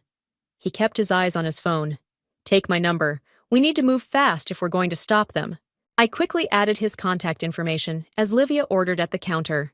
My phone buzzed with a text from Danny. "Miss you. Lunch today?" "Keep playing along," Trevor advised, watching me read the message. "Let them think everything's normal. Meanwhile, I'll have my IT guy look into the new software implementation." "Why are you helping me?" I asked suddenly. "You don't owe me anything." Trevor's eyes met mine, and something shifted in the air between us. Maybe I'm tired of watching my brother destroy people's lives. Or maybe— He paused as Livia walked past our booth, apparently without noticing me. "Maybe I want to make up for not stopping him sooner." "I need proof," I said once Livia had left. "Something concrete to show my family." "We'll get it, but Sophia?" His hand caught mine across the table. "Be careful. Danny's charming, but he's dangerous when cornered. I learned that the hard way." "How did you not see it coming?" The question slipped out before I could stop it. "Same reason you didn't. He's family. You never expect family to betray you." Trevor's phone buzzed. "That's my IT guy. He can meet us tonight to look at the software specs. You in?" I thought about my family's business, built over 3 generations. About my dad's pride when he talked about its legacy. About Danny's lies and Livia's secret calls. "I'm in. But first," I pulled up Danny's text. "I have a lunch date to keep. Sophia." Trevor's voice stopped me as I stood to leave. "Whatever happens, don't let him know you suspect anything. Danny's most dangerous when he feels trapped." I nodded, then hesitated. "Trevor? Thank you for believing me." "Ha, thank me when we take him down." His smile was grim but determined.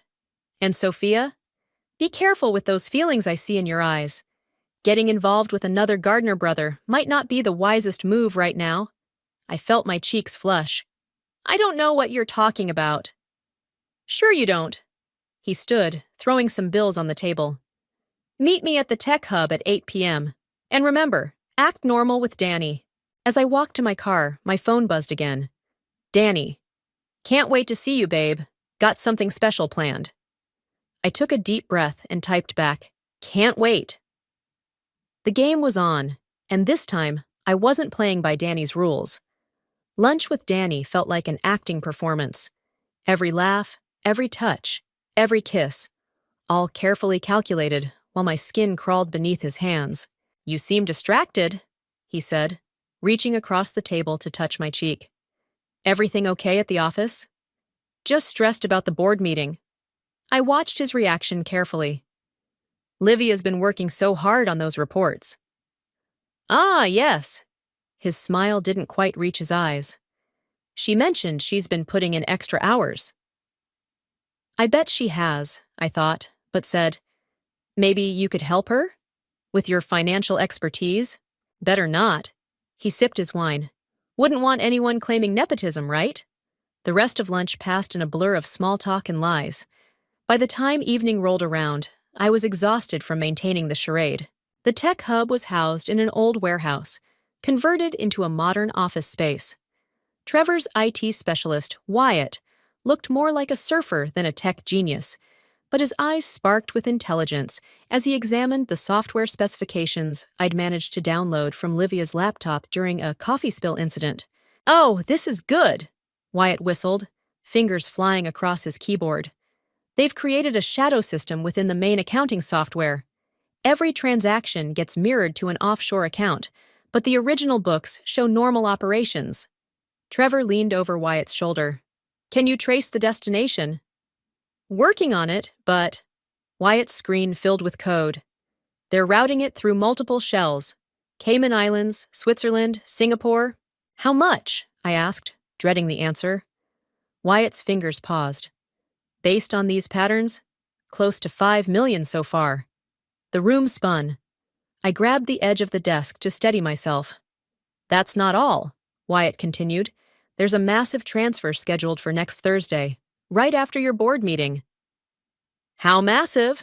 Trevor's voice was tight. 20 million. That would bankrupt us, I whispered. The company wouldn't survive. Trevor's hand found my shoulder. We won't let that happen.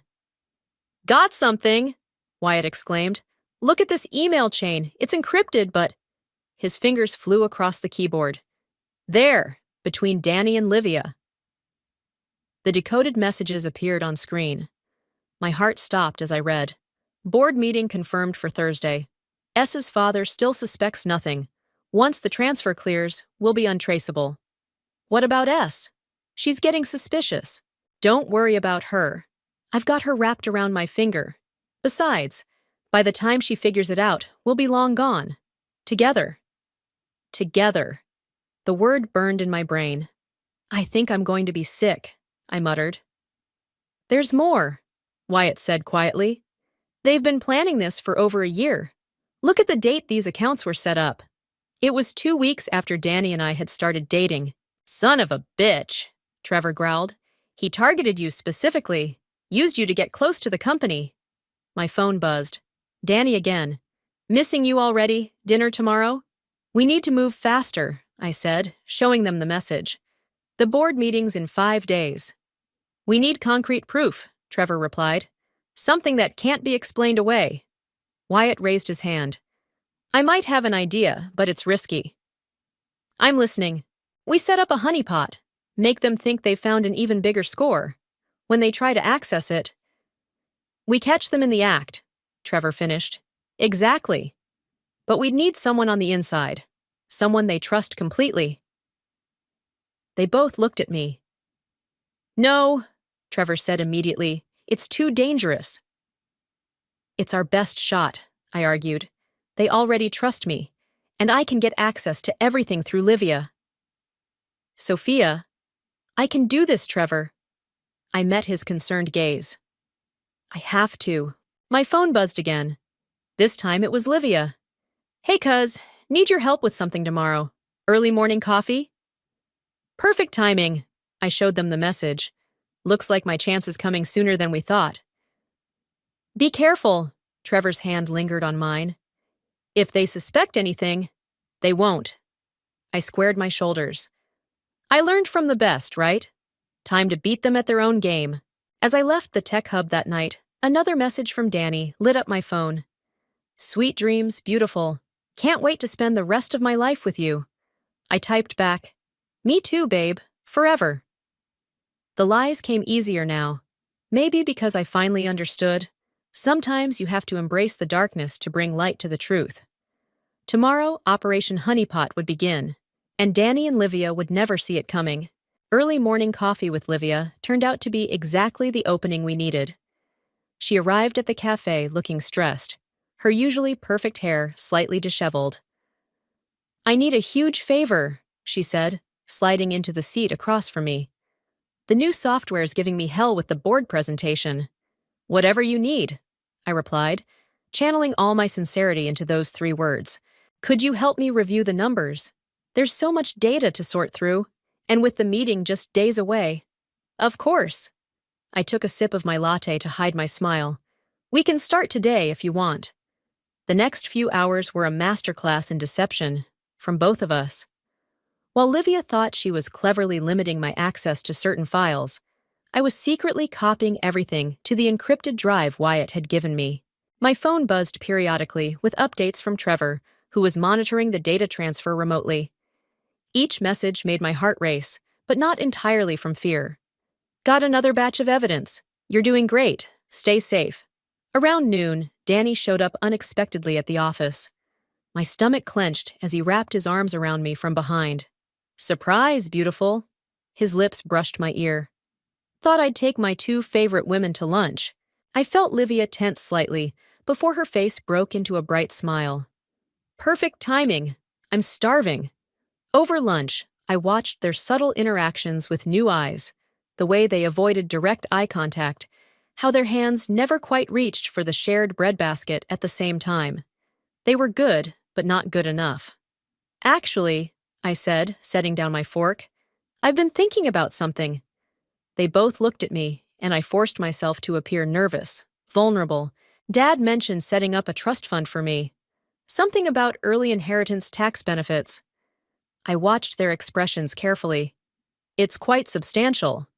Danny's eyes lit up for a fraction of a second before he controlled his expression. That's wonderful, babe.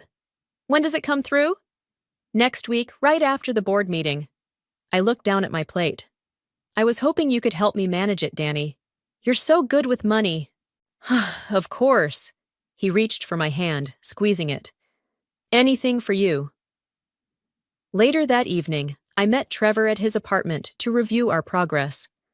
Wyatt had set up a command center of sorts in Trevor's home office, monitors displaying various data streams and security feeds. They took the bait, I said, collapsing onto Trevor's couch. Hook, line, and sinker. You're incredible. Trevor handed me a glass of wine. But watching you with him today. Jealous? The word slipped out before I could stop it. Trevor's eyes met mine, intense and unguarded. Yes. The air between us crackled with tension. He moved closer, his hand brushing my cheek. This is probably a terrible idea, I whispered. Definitely, he agreed, but didn't move away. We should focus on the plan. Absolutely. Neither of us moved. Trevor, His lips met mine, soft at first, then with increasing urgency. For a moment, I forgot about Danny, about Livia, about everything except the feel of Trevor's arms around me. Then, my phone buzzed. Danny's name on the screen brought reality crashing back. We can't, I pulled away reluctantly. Not yet, not until this is over. Trevor nodded, running a hand through his hair. You're right. I'm sorry. I shouldn't have. Don't apologize. I touched his cheek. Just, rain check? He smiled, but his eyes were serious. Be careful tomorrow. The closer we get to exposing them, the more dangerous they become. I know. I checked Danny's message. Miss you. Sweet dreams. Beautiful. The fake trust fund documents are ready, Wyatt called from the office. They'll stand up to basic scrutiny, but anyone digging deep will see they're bogus. Perfect. I stood up, straightening my clothes. That's exactly what we need. Sophia? Trevor caught my hand as I headed for the door. What happened tonight? Was exactly what I needed to stay strong, I finished for him. But right now, I need to focus on taking down your brother. He nodded, understanding in his eyes. Tomorrow then. Same time? Same time. I squeezed his hand before leaving. And Trevor, that rain check? I plan to cash it in. As I drove home, my phone lit up one last time. Livia. Thanks for your help today, cuz. Danny's right. You're the best thing that ever happened to us. I smiled grimly at the road ahead. They had no idea just how right they were. The fake trust fund documents sat innocently on Livia's desk as I pretended to review more financial reports. It took exactly 6 minutes for her to take the bait. Oh my God, she breathed, picking up the papers. Sophia, is this real? Dad just gave them to me yesterday. I feigned embarrassment. I haven't even told Danny yet. Her fingers trembled slightly as she read the numbers. $30 million, all conveniently scheduled to be transferred the day after the board meeting. You should tell Danny right away, she said, trying to keep her voice casual. He'd want to know about this. I was thinking of surprising him. I bit my lip. Maybe you could help me set up the accounts, since you're so good with the new software. Of course. She grabbed her phone. Let me just make a quick call. I pretended to focus on my computer screen while straining to hear her whispered conversation in the hallway. Through my earpiece, Wyatt confirmed he was recording everything. It's even bigger than we thought, she hissed into her phone. 30 million? Yes, I'm sure. No, she suspects nothing. Tomorrow night? Okay. Yes, I'll handle the transfers myself. My phone buzzed with a text from Trevor. Got it all. They're planning something for tomorrow night. Be careful. Danny showed up at the office an hour later, practically glowing with fake charm. Ladies, he announced, holding up a bottle of champagne. I think we need to celebrate. Celebrate what? I asked innocently. Just life. He winked at me. And love, and new beginnings. Livia excused herself, leaving us alone in the office. Danny pulled me close, his kiss more possessive than usual. You know I love you, right? He murmured against my hair. Everything I do, it's all for our future. I fought back the urge to push him away.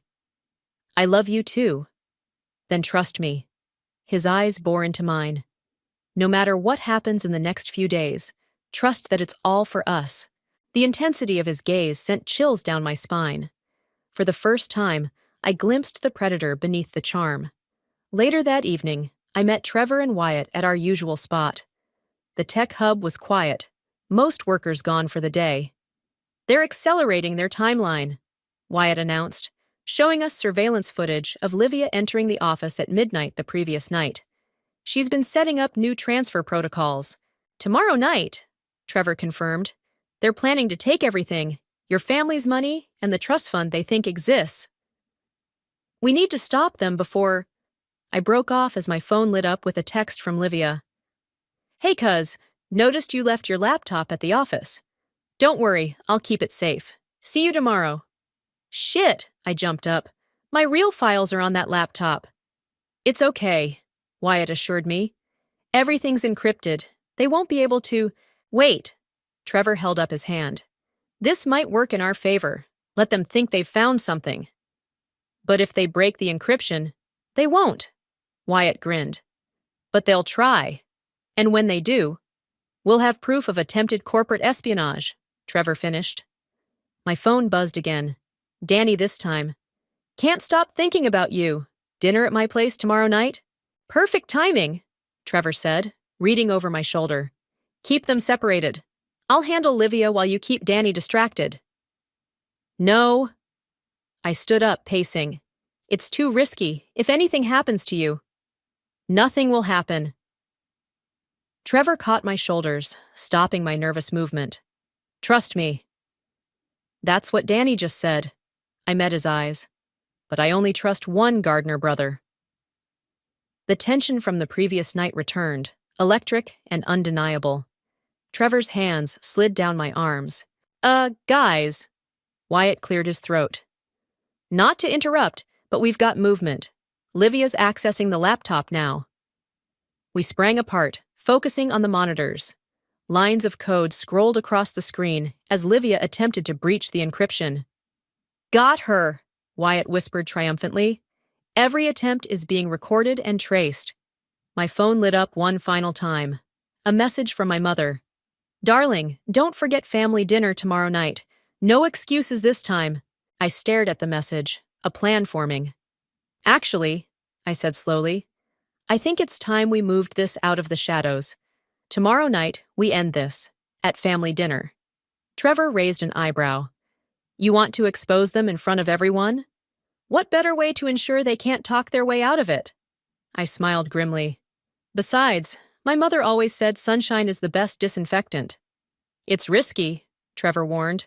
So is falling for my ex-boyfriend's brother, I countered. But here we are.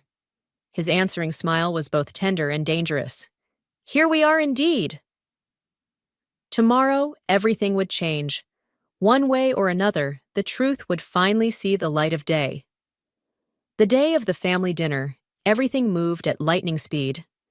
Wyatt had set up hidden cameras throughout our dining room, while I kept my mother distracted with questions about table settings. Darling, since when do you care about proper placement of dessert forks? Mom asked, eyeing me suspiciously. Just trying to be more involved, I smiled, adjusting a napkin, while Wyatt finished concealing the last microphone. Is Danny still coming? Of course, and Livia's bringing that new laptop of hers. Says she has some exciting business presentations to share. I bet she does, I thought. Trevor and I met one last time at the tech hub before dinner. Wyatt had transformed the space into a command center, multiple screens displaying various camera feeds from my house. Everything's in place, he announced. The moment they try to initiate any transfers, we'll have them. Remember, Trevor gripped my shoulders. Let them make the first move. We need concrete proof. I know. I straightened his tie. He'd be arriving as my surprise guest. Just stay close to me? His hand cupped my cheek. Always. The doorbell rang at exactly 7. Danny arrived first, carrying wine and wearing his most charming smile. Mrs. Gardner. He kissed my mother's cheek. You look lovely as ever. Mom beamed. Such a gentleman. Sophia, why don't you help Danny with the wine? In the kitchen, Danny pressed me against the counter, his lips finding mine. It took everything I had not to push him away. Tonight's going to be special, he whispered. I have a surprise for you. Can't wait, I managed to say. Livia arrived next, laptop bag clutched tightly to her chest. Sorry I'm late. Had to finish some last-minute preparations. For the board meeting tomorrow? Dad asked. Something like that, she smiled, setting up her computer at the dining table. The doorbell rang again. Showtime. I hope you don't mind, I announced, walking to the door, but I invited someone else. Trevor stepped into the room. Danny's wine glass froze halfway to his lips. What is he doing here? Danny's voice was deadly quiet. Trevor? Mom looked confused. I didn't know you two were... We've been seeing each other, I said clearly, watching Danny's face. Professionally. He's been helping me understand some financial matters. The color drained from Livia's face. Her fingers twitched toward her laptop. Brother, Danny's smile was razor sharp. What a surprise. Danny, Trevor nodded coolly. Livia, interesting software you're running there. Livia slammed her laptop shut. Just work stuff, nothing interesting. Really? I moved to stand beside Trevor. Not even the offshore accounts? Or the transfer protocol set for tonight? The room went deadly silent. Sophia. Danny's voice was soft, dangerous. What are you talking about? Show them. I nodded to Trevor. He pulled out his phone, projecting screenshots onto the dining room wall. Bank statements, transfer records, encrypted emails between Danny and Livia. What is this? Dad stood up, staring at the numbers. Your daughter and my brother are confused, Danny started, but Trevor cut him off. 5 million already stolen, 20 million more scheduled for tomorrow, plus the 30 million they thought they were getting from Sophia's trust fund. Trust fund? Mom looked bewildered. What trust fund? The fake one we created to trap them, I explained. They took the bait, just like they took everything else. Livia lunged for her laptop, but Wyatt emerged from the kitchen, holding up a hard drive. Looking for this? Already copied everything, including your midnight activities from yesterday. You don't understand. Danny reached for me, but Trevor stepped between us. Baby, everything I did was for us. Save it. I held up my phone, playing the recording of his conversation with Livia. We have everything. James, Mom whispered to Dad, call the police. No need. Trevor smiled grimly. They're already here? On cue, officers stepped in from the garden and front door. I watched as realization dawned on Danny's face. He'd been outplayed at his own game. You set me up, he snarled at me. After everything you did to me? I stepped closer, finally letting my anger show.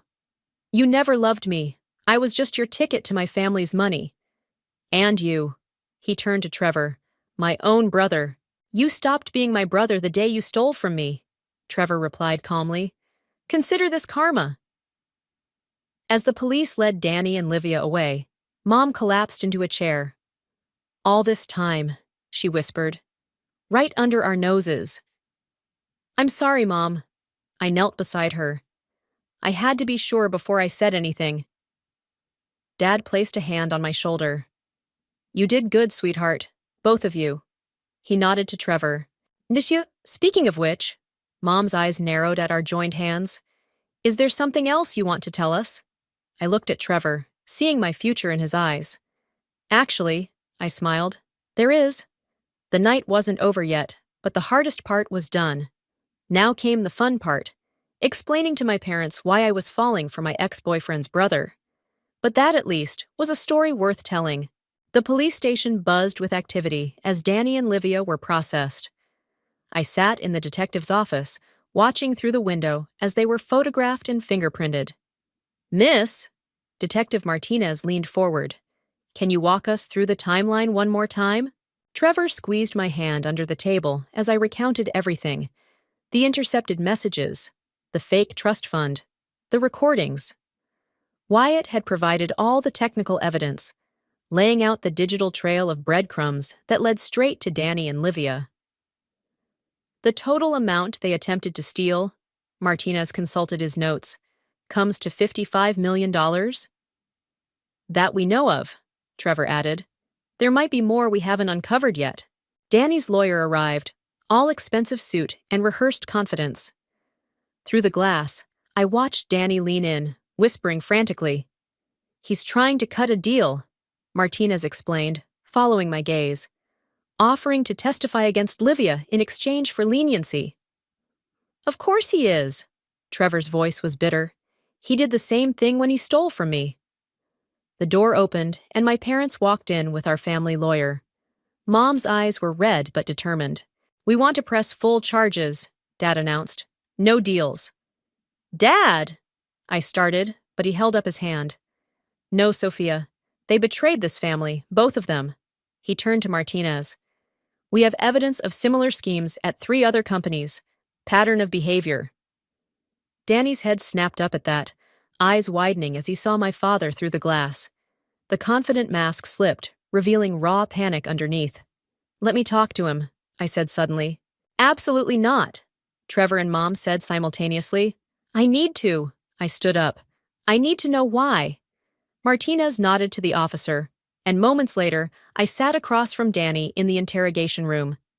He looked smaller somehow, without his designer suit and practiced charm. Come to gloat? He asked quietly. No, I came to understand. I leaned forward. Was any of it real? Does it matter now? It matters to me. Danny ran his hands through his disheveled hair. You weren't supposed to be so smart, so good. It would have been easier if you were stupid. Like the others. The others were Mark's. His eyes met mine. You complicated things. By falling in love with you? By making me almost want to change. He laughed hollowly. But old habits, right?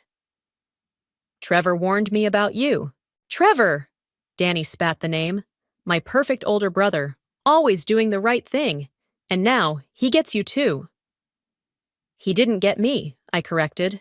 He earned my trust, something you never understood. A commotion erupted outside. Through the window, I saw Livia being led to another room, screaming. It was all his idea. He planned everything. I just did what he told me to. Danny's face hardened. Looks like Cousin Livia's singing already. Was she really worth it? I asked. Betraying everyone for her? She was convenient. He shrugged. Like you were supposed to be. I stood up, finally seeing him clearly. You know what's sad? You had everything. Family, love, opportunities. And you threw it all away for money. Says the girl born with a silver spoon. No, Trevor's voice came from the doorway. Says the girl who just saved her family's legacy from a con man. Danny lunged forward, but the officers were faster. As they restrained him, he shouted, You think you've won? You think this is over? It was over the moment you underestimated her, Trevor replied calmly, taking my hand. Outside the interrogation room, Martinez confirmed they had everything they needed. With the evidence you provided and their conflicting testimonies, we're looking at significant prison time for both of them. Mom pulled me into a fierce hug. I'm so sorry I ever pushed you toward him. It's okay, Mom, I hugged her back. We all got fooled. Not all of us. Dad looked at Trevor appreciatively. Thank you for helping expose this. Sir, Trevor straightened. About my relationship with Sophia.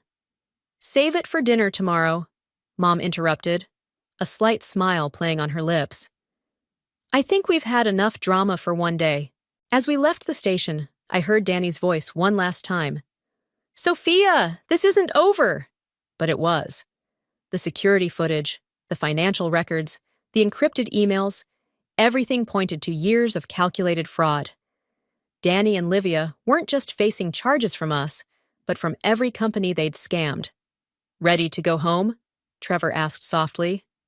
I looked back at the station one last time, then at the man beside me, the one who'd helped me uncover the truth and find justice. Yes, I smiled, taking his hand. I'm ready. Behind us, the sun was setting on one chapter of my life. But ahead, that story was just beginning. The courthouse steps were crowded with reporters as the verdict was read. Danny and Livia had been sentenced to 15 years each, with no possibility of early parole.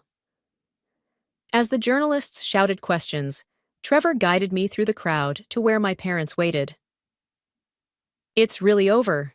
Mom squeezed my hand. How do you feel? Lighter, I replied, watching Danny being led away in handcuffs.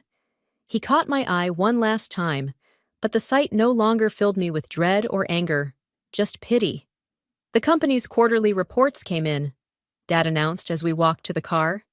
We've already recovered most of the stolen funds, and the new security protocols are working perfectly. Speaking of the company, I straightened my shoulders. I've been thinking about taking a more active role. Dad stopped walking.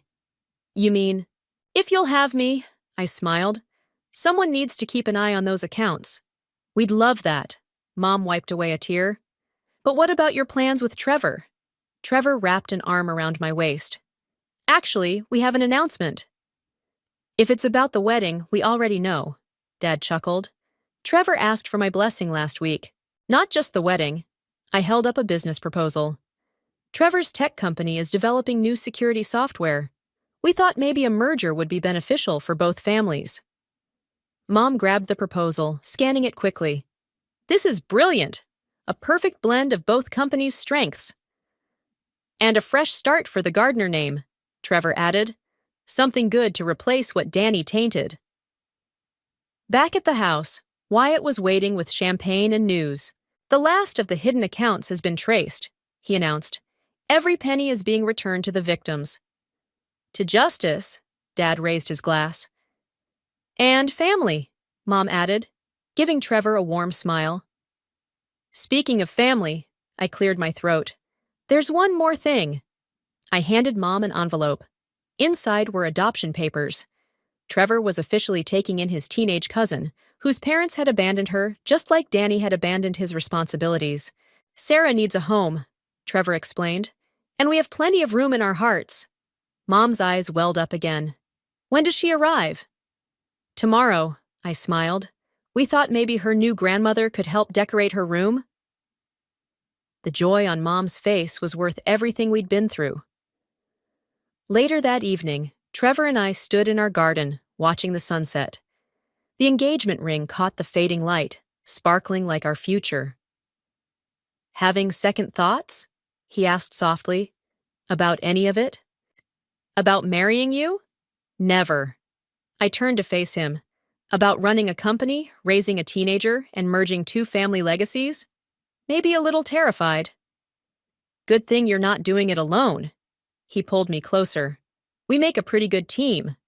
Better than Danny and Livia, at least, I joked.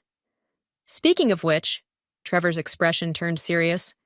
Sarah asked about him, about why her cousin's in prison. What did you tell her? The truth. That sometimes people make bad choices, but that doesn't mean we stop giving others a chance at love and trust. From inside, we heard laughter. Mom and Dad reviewing Sarah's room designs with Wyatt, who'd somehow become part of our extended family, too. You know what Danny never understood? I watched my family through the window. That real wealth isn't in bank accounts. It's in moments like this. Getting philosophical on me? Trevor teased. No, getting honest. I faced him again. I thought I lost everything when I discovered Danny's betrayal. Instead, I found everything I never knew I needed. The porch light flickered on, and Mom called us in for dinner. Another family tradition, but now with new meanings and members. Ready to build our own legacy? Trevor held out his hand. I took it, feeling the strength of his grip and the promise in his touch. As long as it includes regular family dinners and absolutely no secret offshore accounts. Deal! He kissed me softly, though I do have one secret. Oh?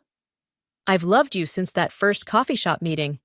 Even when we were plotting revenge, all I could think was, please don't let her be like him. And you weren't. You were so much more. Mom called again, more insistently this time. We should go in, I laughed, before she sends a search party. Lead the way, future Mrs. Gardner. That's future CEO, Mrs. Gardner, to you. His laughter followed me inside, where our family waited. Not the family I was born into, or the one I almost married into, but the one I chose, the one that chose me back. Sometimes the best revenge isn't serving justice, it's finding happiness despite those who tried to steal it from you. And that's exactly what we did. The text message from Christine lit up my phone screen. Emergency family meeting. Tonight, 7 p.m. Don't you dare say no. I stared at those words, my stomach already knotting. Being the successful one in the family meant every emergency meeting inevitably led to the same thing. Someone needed money. Again. My name is Zara, and I've spent the last decade being my family's personal ATM. While they see a thriving businesswoman who has it easy, they don't see the 80-hour weeks or the sacrifices I've made to build my consulting firm from scratch. You're not seriously going, are you? Sierra asked, watching me gather my things from across our shared office space. That's the third emergency this month. What choice do I have? I sighed, slipping on my blazer. Last time I missed one, Dad didn't speak to me for 2 weeks. Maybe that wasn't such a bad thing, she muttered, but I pretended not to hear. I arrived at Christine's house at 7:05 p.m. Everyone was already there, scattered around her living room like vultures waiting to feast. Theo sprawled on the couch, probably hiding another betting slip in his pocket. Adeline sat cross-legged on the floor, perfectly manicured nails tapping away at her phone. Dad occupied his usual armchair, looking stern as ever. "Finally!" Christine exclaimed. "We've been waiting." "Some of us have to work," I replied, choosing to stand rather than sit. "What's the emergency?" "We're planning a family reunion," Adeline piped up, finally looking up from her phone. "Everyone's coming. Aunts, uncles, cousins, even Great-Aunt Martha." I waited for the other shoe to drop. "We need you to fund it," Christine said, as if announcing the weather. "The venue alone is 5,000, and then there's catering, decorations." "No." The word left my mouth before I could stop it. The room fell silent. 5 pairs of eyes stared at me in disbelief. "What do you mean, no?" Theo sat up straight. "It's for family." "I mean no," I repeated, stronger this time. "I'm done being the family bank." Christine's face reddened. "After everything we've done for you." "Everything you've done for me?" I laughed, but there was no humour in it. "Like what, Christine?" "Like borrowing 10 grand for your business venture that never happened? Or you, Theo, the gambling debt I covered last Christmas?" "That's different," Theo protested. "I was in trouble." "You're always in trouble," my voice rose. "All of you, always needing something, always taking, never giving back. I'm tired of it." "Zara," Dad's voice carried that familiar note of disapproval. "This is about family unity. Your mother would have wanted—" "Don't." I held up my hand. "Don't you dare use Mom to manipulate me. She would have wanted you all to stand on your own 2 feet. "You've changed," Adeline said quietly. "Success has made you selfish." That word, selfish, hit me like a slap. I'd heard it so many times over the years whenever I dared to say no, whenever I tried to set boundaries. "You want to talk about selfish?" I grabbed my purse. "Look in the mirror, all of you, I'm done." "If you walk out that door," Christine called after me, "don't expect us to be there when you need us." I paused at the doorway, turning back one last time. "When have you ever been there when I needed you?" The door slammed behind me with a satisfying bang. In my car, hands shaking on the steering wheel, I felt something shift inside me. Years of resentment crystallized into determination. My phone buzzed continuously, messages from all of them, ranging from guilt trips to outright threats. I switched it off. At home, I poured myself a glass of wine and called Sierra. "How bad was it?" she asked. "I finally did it," I said, surprising myself with how steady my voice was. "I said no." "About damn time," she paused. "Are you okay?" "No," I admitted, "but I will be. They need to learn they can't keep using me like this. They need to learn about consequences." "What are you going to do?" I took a long sip of wine, an idea forming in my mind. "I'm going to teach them a lesson they'll never forget, something that will either make them or break them." "Zara." Sierra's voice held a note of warning. "Don't worry," I said, already opening my laptop. "This isn't about revenge. It's about growth. They just don't know it yet." As I began typing, I felt lighter than I had in years. Sometimes, the kindest thing you can do for someone is to stop enabling them. And if my plan worked, my family would thank me for it someday, or hate me forever. Either way, I was done being their safety net. The fluorescent lights of the emergency room buzzed overhead as I tried to make sense of what had happened. 1 minute I was presenting to clients, the next I was doubled over, unable to breathe. Now here I was, hooked up to monitors, watching my blood pressure numbers dance across the screen. "Ms. Whitney?" A doctor in blue scrubs approached my bed. "I'm Dr. Reynolds. Your test results show you've experienced a severe panic attack, complicated by exhaustion and dangerously high stress levels." I almost laughed. "Stress? I can't be here for stress. I have meetings tomorrow, deadlines." "You're not going anywhere," he interrupted firmly. "Your body is sending you a clear message. Ignore it, and next time could be much worse." A nurse appeared with admission papers. "We're keeping you for observation, at least 48 hours. My phone lit up again. Another message from Christine. I'd been ignoring them all week, but curiosity got the better of me. "Hope you're proud of yourself. Dad's devastated. The reunion's cancelled, thanks to you. The monitor beeped as my heart rate spiked. I'll take that, the nurse said, plucking the phone from my hands. Doctor's orders, no stress triggers. Later that evening, Sierra arrived with an overnight bag and my laptop. Don't even think about working, she warned, seeing my eyes light up at the sight of my computer. But I thought you might want to handle some personal matters. Like what? She sat on the edge of my bed, her expression serious. Like your will, Zara. This is a wake-up call. What if it had been something worse?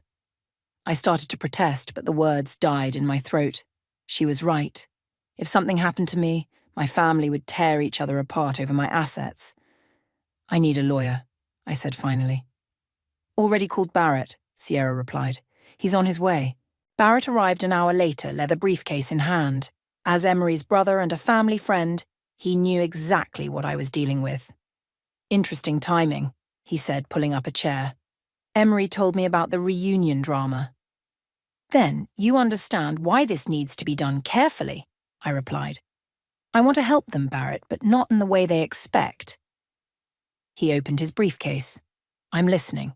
For the next 2 hours, we crafted something that was part will, part intervention.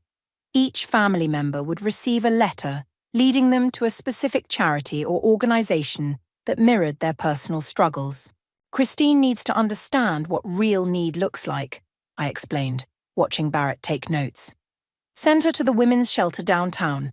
Theo should work with gambling addiction support groups. Adeline. I paused. Youth self-esteem programs. She needs to see beyond appearances. And the inheritance? Barrett asked. They'll get it, but only after 6 months of documented volunteer work with their assigned organizations. No shortcuts, no buying their way out. Barrett whistled low. They're going to be furious. Good, I said, feeling a strange calm settle over me. Maybe fury will motivate them to change. What about your father? I closed my eyes briefly. The Veterans Center. He needs to remember what real sacrifice looks like. As Barrett drafted the documents, Sierra squeezed my hand. Are you sure about this? For the first time in years, yes. I opened my eyes, looking at the hospital ceiling. They need this. I need this. There's one more thing, Barrett said, looking up from his paperwork. To make this legally binding, we need to inform them while you're still in the hospital. It adds weight to the situation. You want me to tell them now? He nodded. I'll call them in tomorrow. Let them think it's worse than it is. Sometimes people need a shock to wake them up.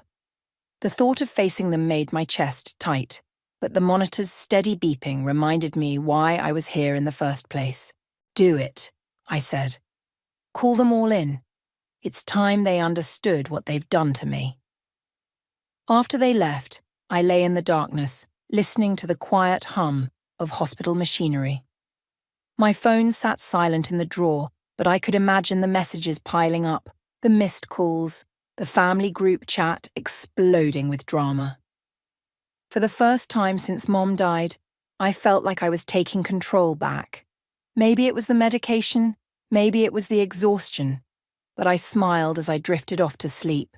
Tomorrow everything would change. They'd either hate me for it or thank me later, but either way, I was done being their crutch. Sometimes the biggest act of love is forcing people to stand on their own. The thought followed me into my dreams, where for once I wasn't running to anyone's rescue. I was simply standing still, watching them learn to save themselves. They filed into my hospital room like mourners at a funeral, faces drawn with worry and barely concealed expectation. Christine clutched her designer handbag like a shield. Theo couldn't stop fidgeting. Adeline kept glancing at her reflection in the window. Dad took the chair closest to my bed, trying to look concerned rather than calculating. Barrett stood by the window, briefcase ready. Sierra positioned herself near the door, arms crossed, watching. "Oh, sweetie," Christine started, her voice dripping with manufactured sympathy. "Why didn't you tell us you were so ill?" "Because I'm not," I replied flatly. "I'm here because of stress, because of you, all of you." The room fell silent. "What's he doing here?" Theo asked, jerking his chin toward Barrett. I've asked Barrett to help me revise my will, I said, watching their expressions shift. Recent events have made me realize some changes are necessary. Christine straightened up immediately. Of course, you need to protect your assets. I completely understand. Let me finish, I cut her off. Barrett, the letters, please. He opened his briefcase and distributed 4 sealed envelopes. My family stared at them like they might explode. Open them, I instructed. The sound of tearing paper filled the room. I watched their faces transform as they read. Confusion, shock, anger, disbelief. This is a joke, right? Adeline was the first to speak. You want me to work at some youth centre? For 6 months? A gambling addiction centre? Theo crumpled his letter. Have you lost your mind? Christine's face had gone pale. A women's shelter? I don't. You can and you will, I said firmly. If you want any part of my estate, these are my terms. 6 months of documented volunteer work at your assigned organisations. No exceptions, no buying your way out. This is ridiculous, Dad exploded, waving his letter. The Veterans Centre? I served my country. Exactly, I interrupted. So, you should have no problem serving again, this time by helping others who've sacrificed everything. And if we refuse, Christine demanded, then you get nothing. I kept my voice steady. My entire estate will go to these organisations instead. You can't do this. Theo stood up, pacing. It's not legal. Actually, Barrett stepped forward, it's completely legal. I've drawn up all the necessary documentation. Zara's conditions are clear and binding. This is revenge, Adeline accused, tears smearing her perfect makeup. For the reunion thing. No, I said softly. This is an intervention. Look at yourselves. Really look. Christine, when's the last time you earned your own money? Theo, how many times have I bailed you out? Adeline, do you even know who you are beneath all that superficial perfection? And me? Dad's voice was dangerous and low. What's my great sin? Enabling them, I replied, teaching them that taking from others is easier than standing on their own feet. You're our sister, Christine pleaded. Our daughter. Family helps family. I'm not helping by being your human ATM. I gestured at the hospital room. Look where it's gotten me. This stops now. Sierra stepped forward. I think Zara needs to rest. You all have your letters. The choice is yours. Choice? Theo laughed bitterly. This is blackmail. No, I corrected him. This is tough love. Something I should have done years ago. They left one by one, Dad last of all. He paused at the door, looking back at me with an expression I couldn't read. Your mother would be ashamed, he said quietly. No, Dad, I replied, feeling tears prick my eyes. Mum would have done this years ago. She was stronger than any of us. After they left, Sierra sat on the edge of my bed. Well, that went about as well as expected. Barrett gathered his papers. They'll come around. Or they won't. Either way, you've done the right thing. Have I? I whispered, suddenly uncertain. You should have seen their faces.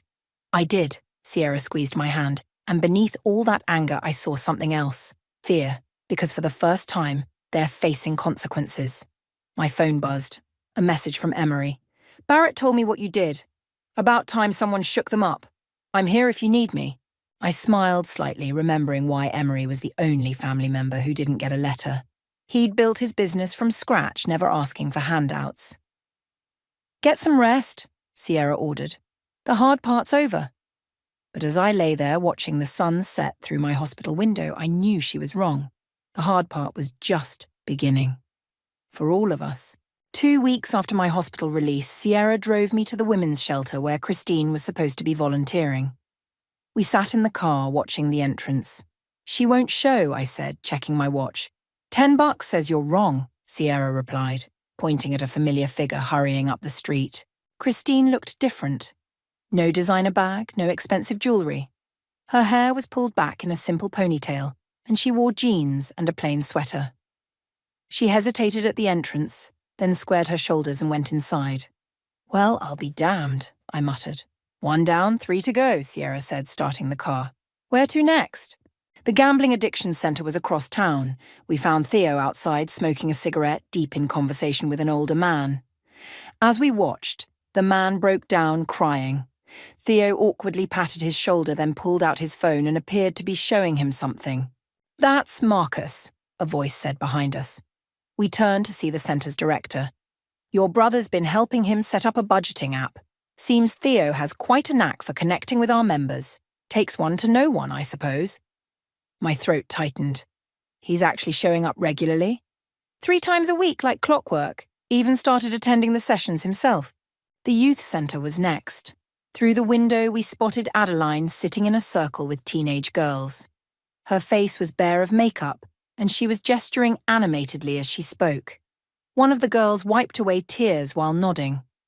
"What's she saying?" I wondered aloud. A staff member passing by overheard me, sharing her story about social media addiction and body image issues. The girls really relate to her. She's organising a real beauty workshop for next week.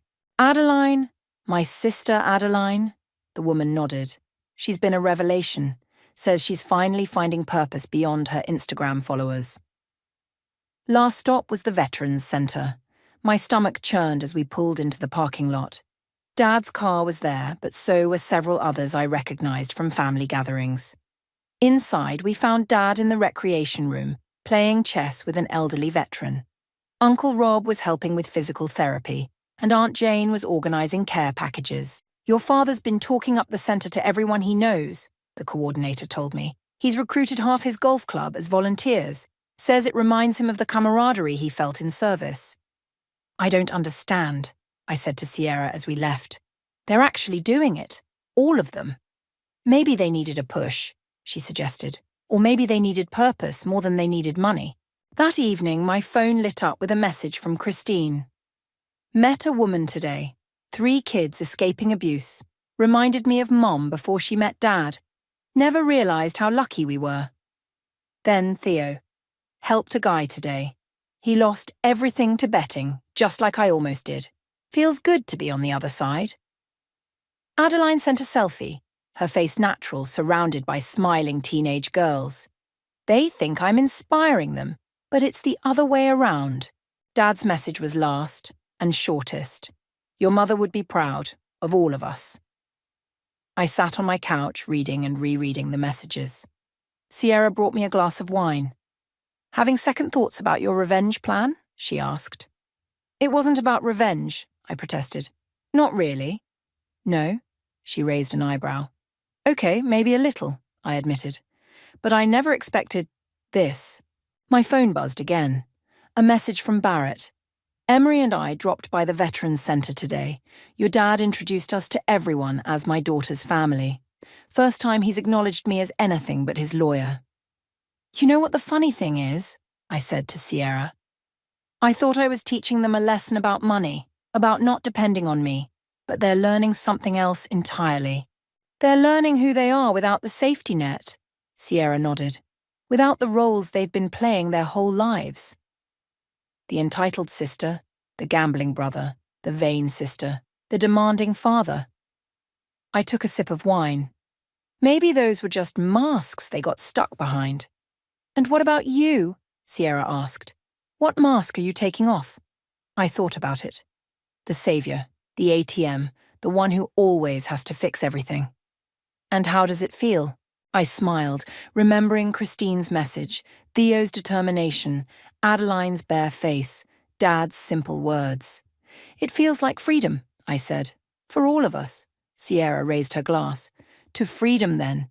And to karma, which turns out to be a better teacher than any of us could have planned." We clinked glasses, and I felt the last knot of tension in my chest finally begin to unwind. Sometimes the best revenge isn't revenge at all. It's giving people the chance to surprise themselves. The family meeting wasn't my idea. Christine called it. 1 month into their volunteer work. This time we met at my house. Neutral territory. They arrived together and I barely recognized them. Christine's designer clothes had been replaced with practical wear. Theo's nervous energy had calmed, and Adeline's face showed actual laugh lines instead of Botox. "We need to talk," Christine said as they settled into my living room. About what you did to us. I braced myself. Okay, talk. You manipulated us, Theo started. Used your money to force us into this. You're right, I admitted. I did. You had no right, Adeline added, but her voice lacked its usual bite. Maybe not, I agreed. But tell me honestly, would you have done any of this otherwise? Silence filled the room. I met a woman today, Christine said suddenly. She reminded me of me, constantly asking her sister for money, making excuses, playing victim. I watched her and felt ashamed. At least you didn't gamble away your kid's college fund, Theo muttered. Had to talk down a guy today who did exactly that. Kept thinking about all the times I promised to stop betting, all the times you bailed me out. My girls, Adeline said softly. She'd started calling the teenagers at the centre her girls. They showed me their Instagram accounts today, all the filters, the editing. I saw myself in every single one of them. That desperate need to be perfect. Dad cleared his throat. The men at the centre. Some of them lost everything. Family, homes, dignity. And here I was, treating my own daughter like a bank. I didn't do this to punish you, I said, feeling tears prick my eyes. I did it because we were all drowning. Me trying to save everyone. You expecting to be saved. You could have just talked to us, Christine protested. Would you have listened? I asked. Or would you have called me selfish again, manipulated me with guilt until I gave in, like you always did? More silence. I hate what you did, Theo said finally, but I needed it. We all did. The funny thing is, Adeline added, I don't even care about the inheritance anymore. These kids, they need me. Really need me. Not my money, not my connections, just me. That's what Mum always tried to teach us, Dad said quietly. Service to others. Remember how she volunteered everywhere? We used to think she was wasting her time.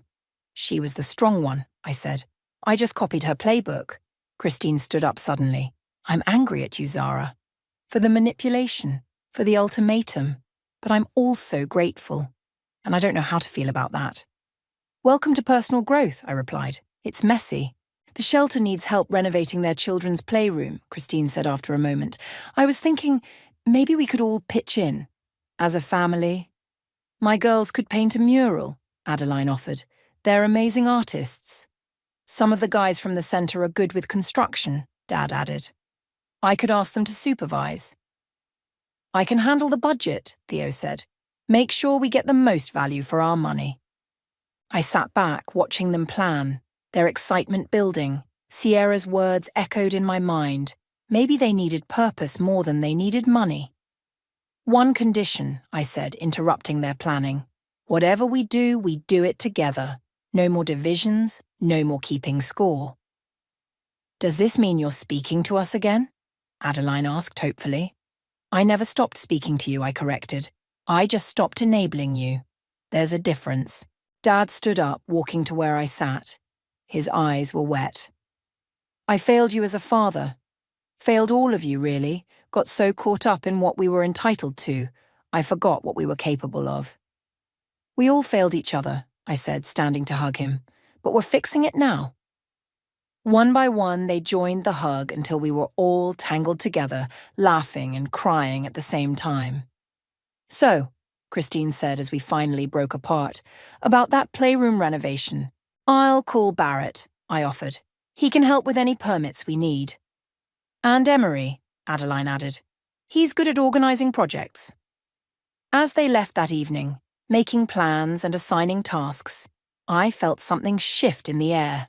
The old dynamics of resentment and dependency were being replaced by something new, something healthier. My phone buzzed with a message from Sierra. How did it go? I typed back. They're still mad, but they're also grateful. And maybe that's exactly where we need to be right now. Because sometimes the best families are the ones that break apart and rebuild themselves, stronger than before.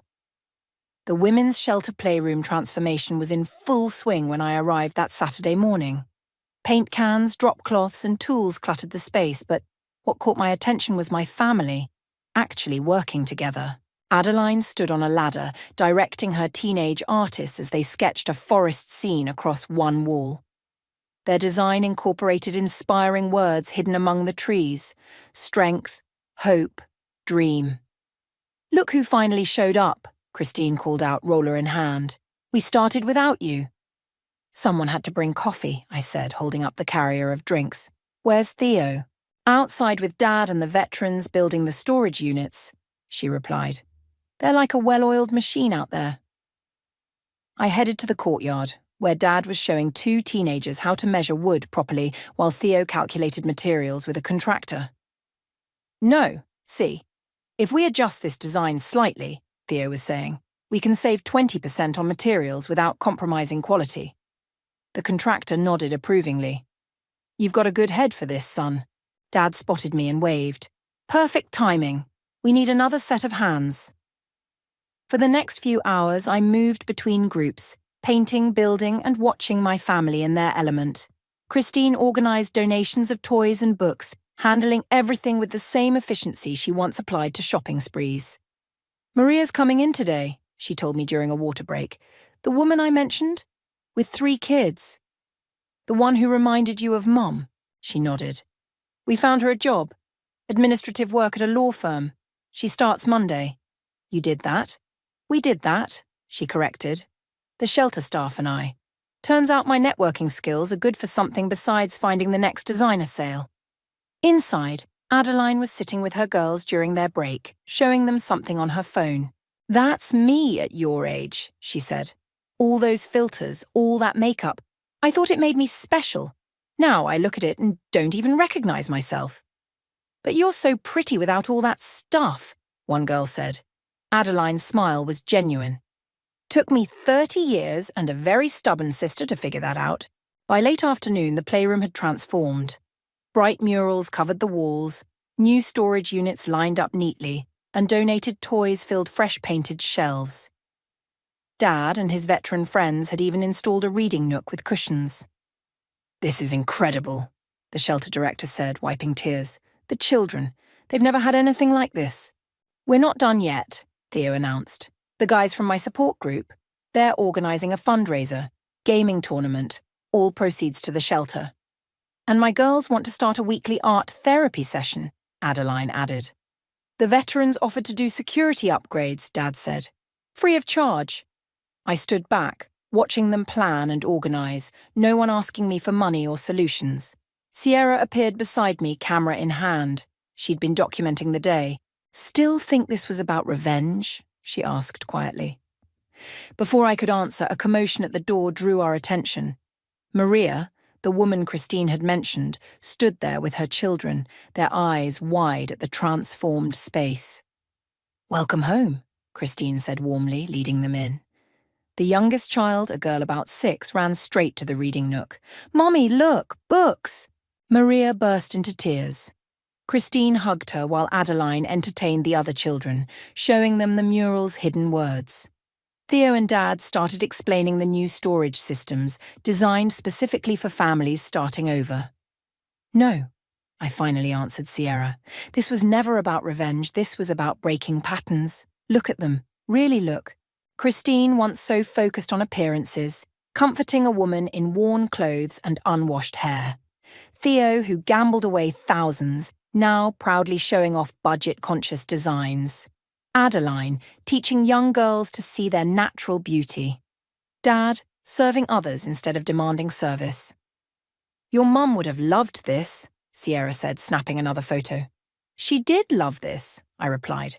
"She tried to show us all along. We just weren't ready to see it."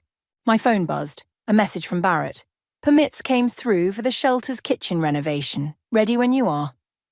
I looked at my family, all engaged in their tasks, all finding their own ways to help. No one had asked me to fund the kitchen renovation. No one had demanded I fix everything. "Tell them we'll start planning next week," I typed back. "The whole family wants to help."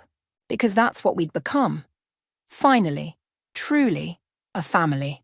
Not bound by obligation or money, but by the simple act of helping others, and in doing so, helping ourselves. "Hey, Zara," Adeline called out. Stop standing around and come help us organize these art supplies. I smiled and joined them, just one more pair of hands in a room full of people learning to give instead of take. The 6-month mark arrived faster than any of us expected.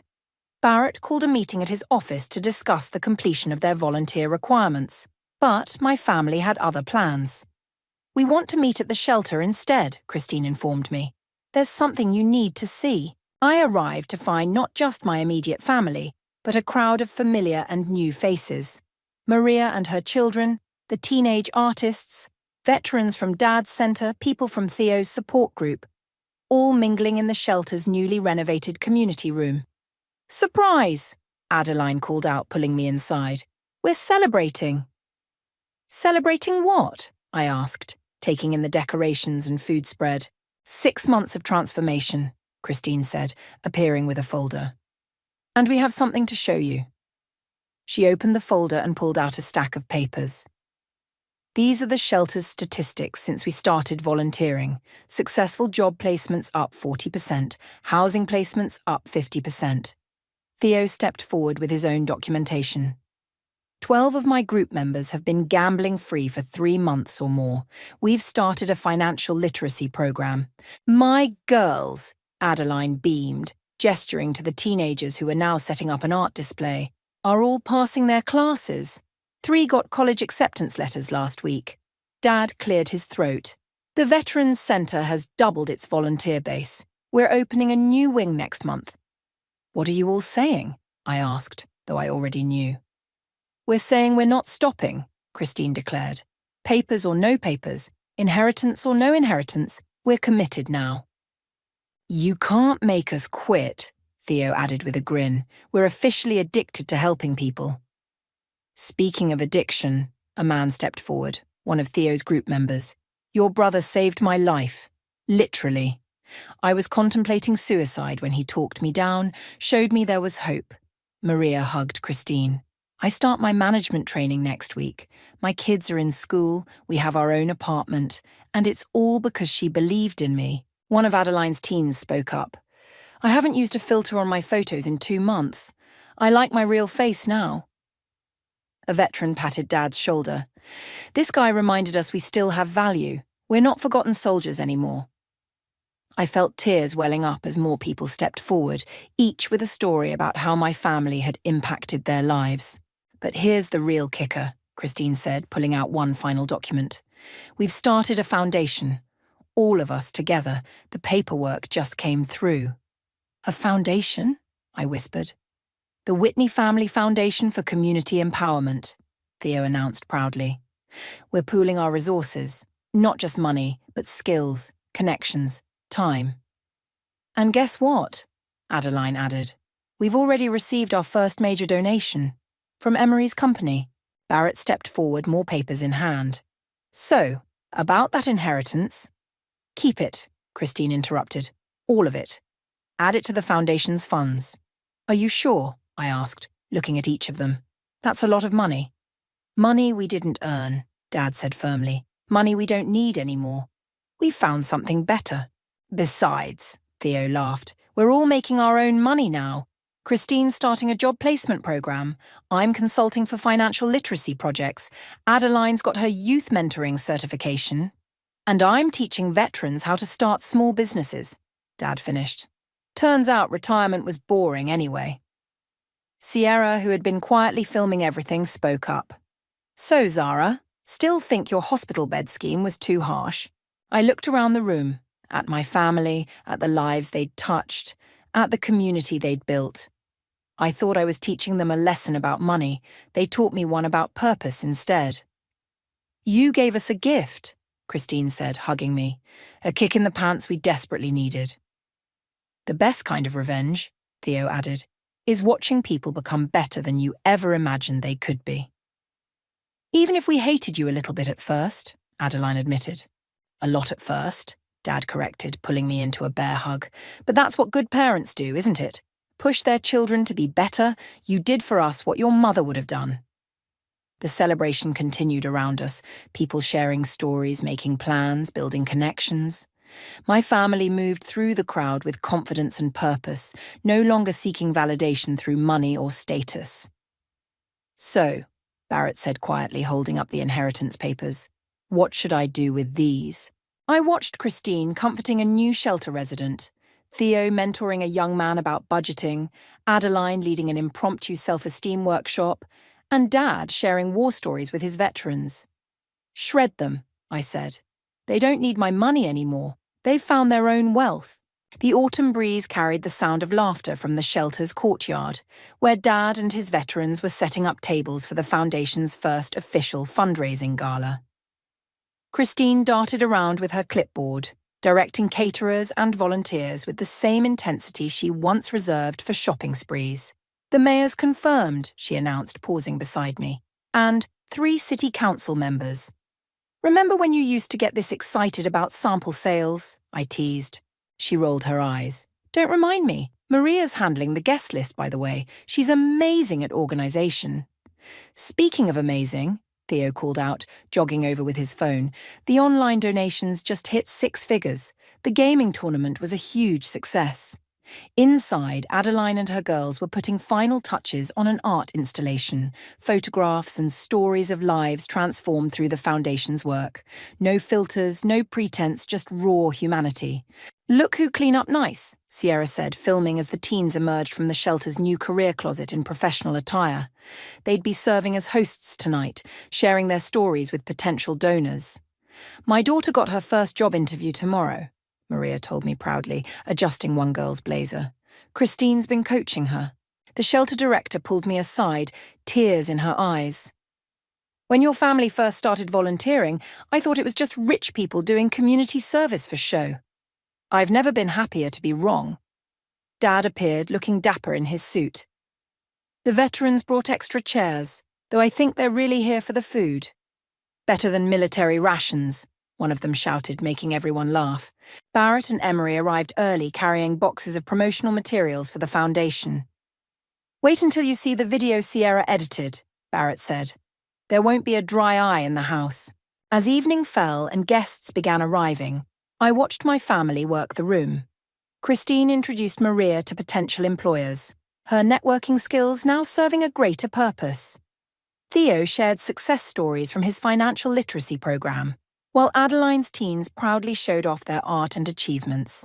Dad stood with his veterans explaining their business mentorship program to impressed investors.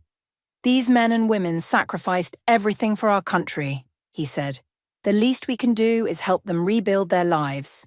"Quite a change from the family that used to beg you for money," Sierra observed, capturing everything on camera. Before I could respond, the mayor stepped up to the microphone.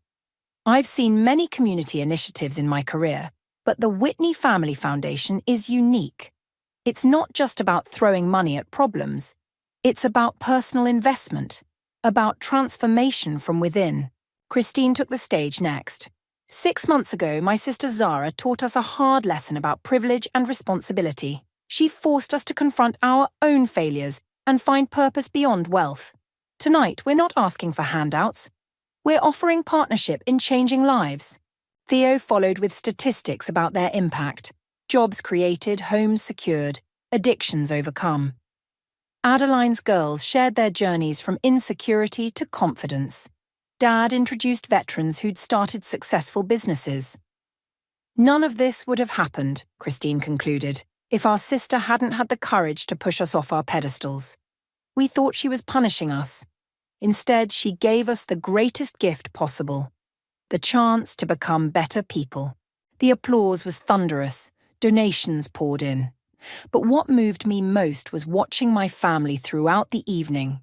Christine mentoring Maria's daughter, Theo counseling a young man about gambling temptation, Adeline encouraging a shy teen to share her artwork, Dad proudly introducing his veterans to business contacts.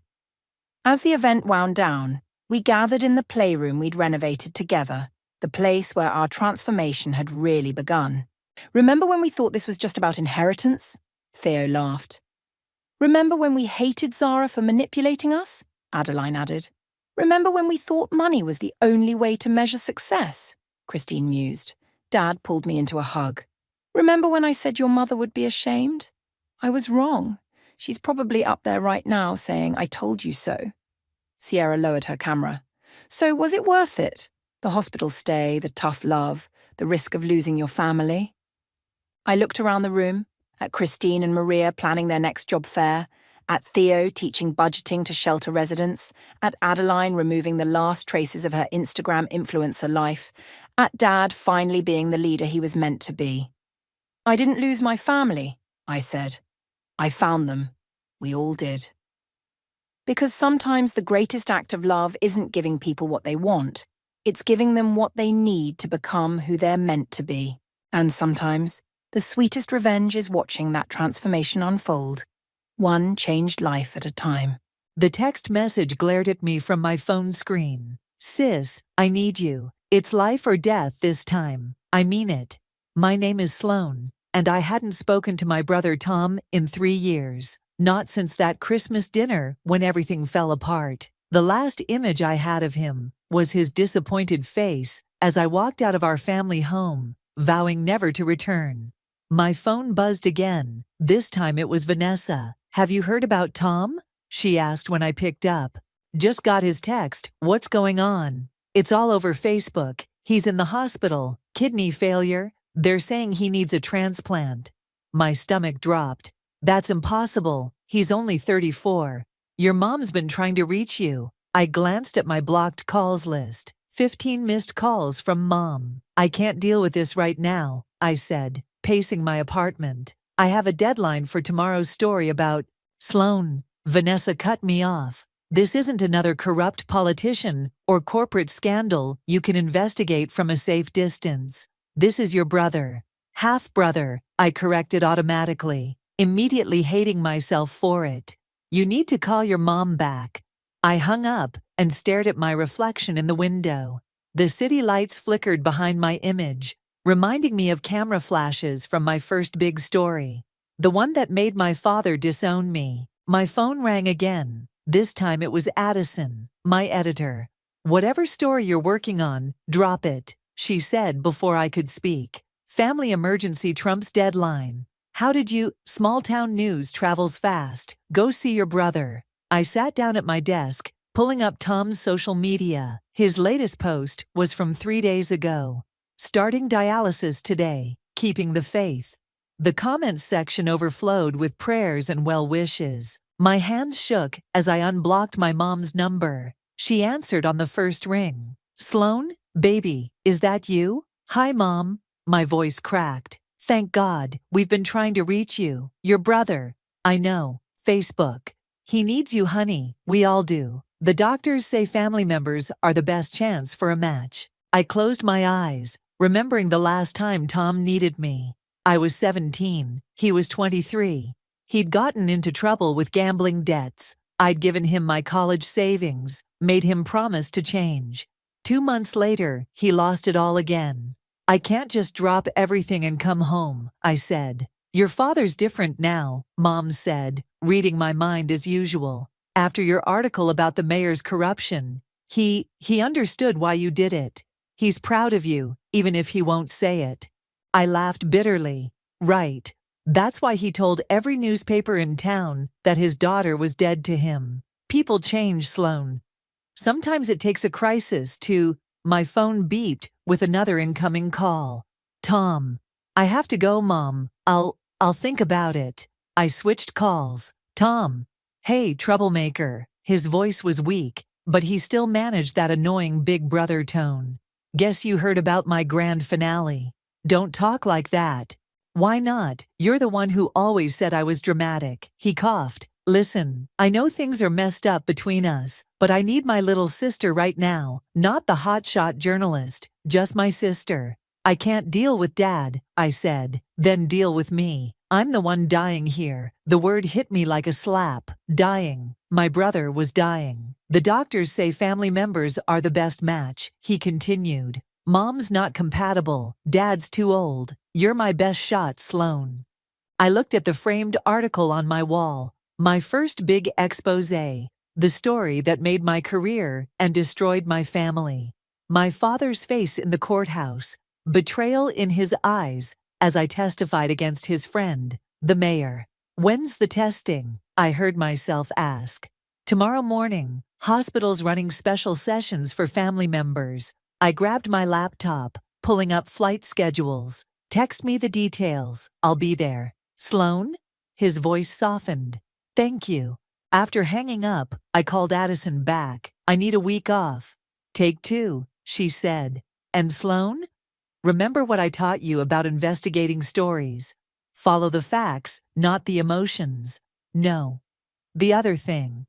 Sometimes the biggest stories are the ones closest to home. I booked the first flight out, then sat in the dark, watching the city lights. Tomorrow I'd face my family again. Tomorrow I'd walk back into the web of lies and manipulation I'd spent 3 years escaping. But tonight, I had a story to write. Not about corrupt politicians or corporate scandals. About a sister and a brother, and the thin line between love and resentment. My phone buzzed one last time. A text from my father. Coming home at last. Some things never change. I turned off my phone and started packing. The familiar crunch of gravel under my rental car's tires sent chills down my spine. Our family's Victorian-style house loomed ahead, exactly as I remembered it. Pristine white paint, perfectly manicured lawn, and those suffocating rose bushes Mom always obsessed over. I hadn't even turned off the engine when Mom burst through the front door, practically running down the steps.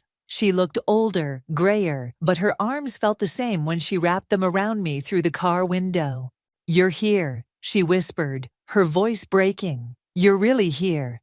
Had to come, Mom." I tried to smile, but my face felt stiff. "Where's Tom?" "At the hospital for dialysis. Your father's with him." She stepped back, wiping her eyes. "Come inside. You must be exhausted from the flight." The house smelled like cinnamon and coffee, Mom's stress-baking scent. Fresh cookies sat on the kitchen counter, beside a stack of medical papers and insurance forms. "Coffee?" Mom asked, already reaching for my old favorite mug. "Actually, I need to use Dad's office. Check some emails." Her hand froze mid-reach. "Sloan. Just emails, Mom. I'm not investigating anything." She sighed. "The office is exactly as you remember it. Your father never changes anything." I climbed the familiar stairs to the second floor. Passing family photos I'd rather forget. There I was at graduation, before everything fell apart. Tom at his college graduation, Dad's proud arm around his shoulders. The last family Christmas photo, taken months before I exposed the mayor's scandal. Dad's office door was unlocked. The heavy mahogany desk dominated the room, its surface meticulously organized. I ran my fingers along the edge, remembering how many times I'd stood here as a child, receiving lectures about family loyalty and proper behavior. The desk drawer stuck slightly. It always had. Inside, everything was arranged with military precision. Pens, paper clips, stamps. But something caught my eye. A corner of yellowed paper, peeking out from beneath a stack of files. "What are you doing?" I jumped. Dad stood in the doorway, his frame blocking the light from the hallway. He'd lost weight, but his presence still filled the room.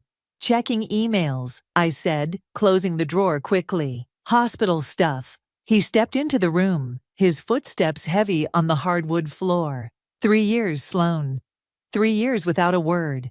You told me not to come back. And when did you ever listen to what I told you? A hint of a smile played at his lips, but his eyes remained cold. Your brother's waiting at the hospital, ready to be tested. That's why I'm here. Is it? He moved to his desk, straightening papers that were already straight. Not working on another story. Dad, don't. Because the last time I came home, I discovered your best friend was embezzling millions from the city. My voice echoed in the small room. You knew about it and did nothing. I protected this family.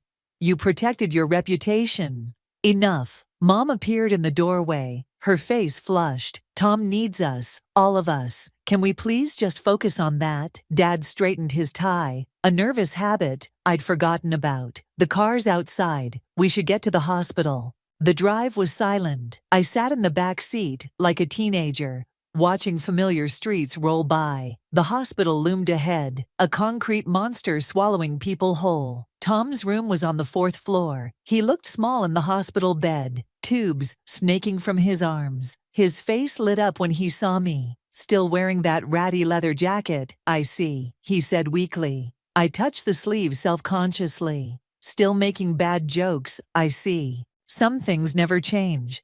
He tried to sit up, wincing. "Did you get the testing paperwork?" Mom handed me a thick envelope. "The nurse will be here soon." I started reading through the forms, my journalist's eye catching on details. Blood type requirements, genetic markers, compatibility factors. Something wasn't adding up. "Dad," I said slowly, "why aren't you being tested? Age isn't a complete disqualifier for kidney donation." The room went silent. Mom suddenly became very interested in adjusting Tom's pillows. "Medical reasons," Dad said shortly. "Private ones." "What medical reasons?" "Drop it, Sloan." His voice carried that familiar warning tone, but I couldn't drop it. Something about his reaction, Mom's nervous movements, the way Tom wouldn't meet my eyes. My reporter's instincts were screaming. A nurse entered, breaking the tension. "Ready for testing, Miss O'Connor?" "Yes," I said, still watching my father. "Very ready." As I followed the nurse out, I glanced back. Dad was at the window, his reflection fractured in the glass. Mom was holding Tom's hand, whispering something I couldn't hear. That yellowed paper in Dad's drawer nagged at my mind. Whatever it was, whatever he was hiding, I would find out.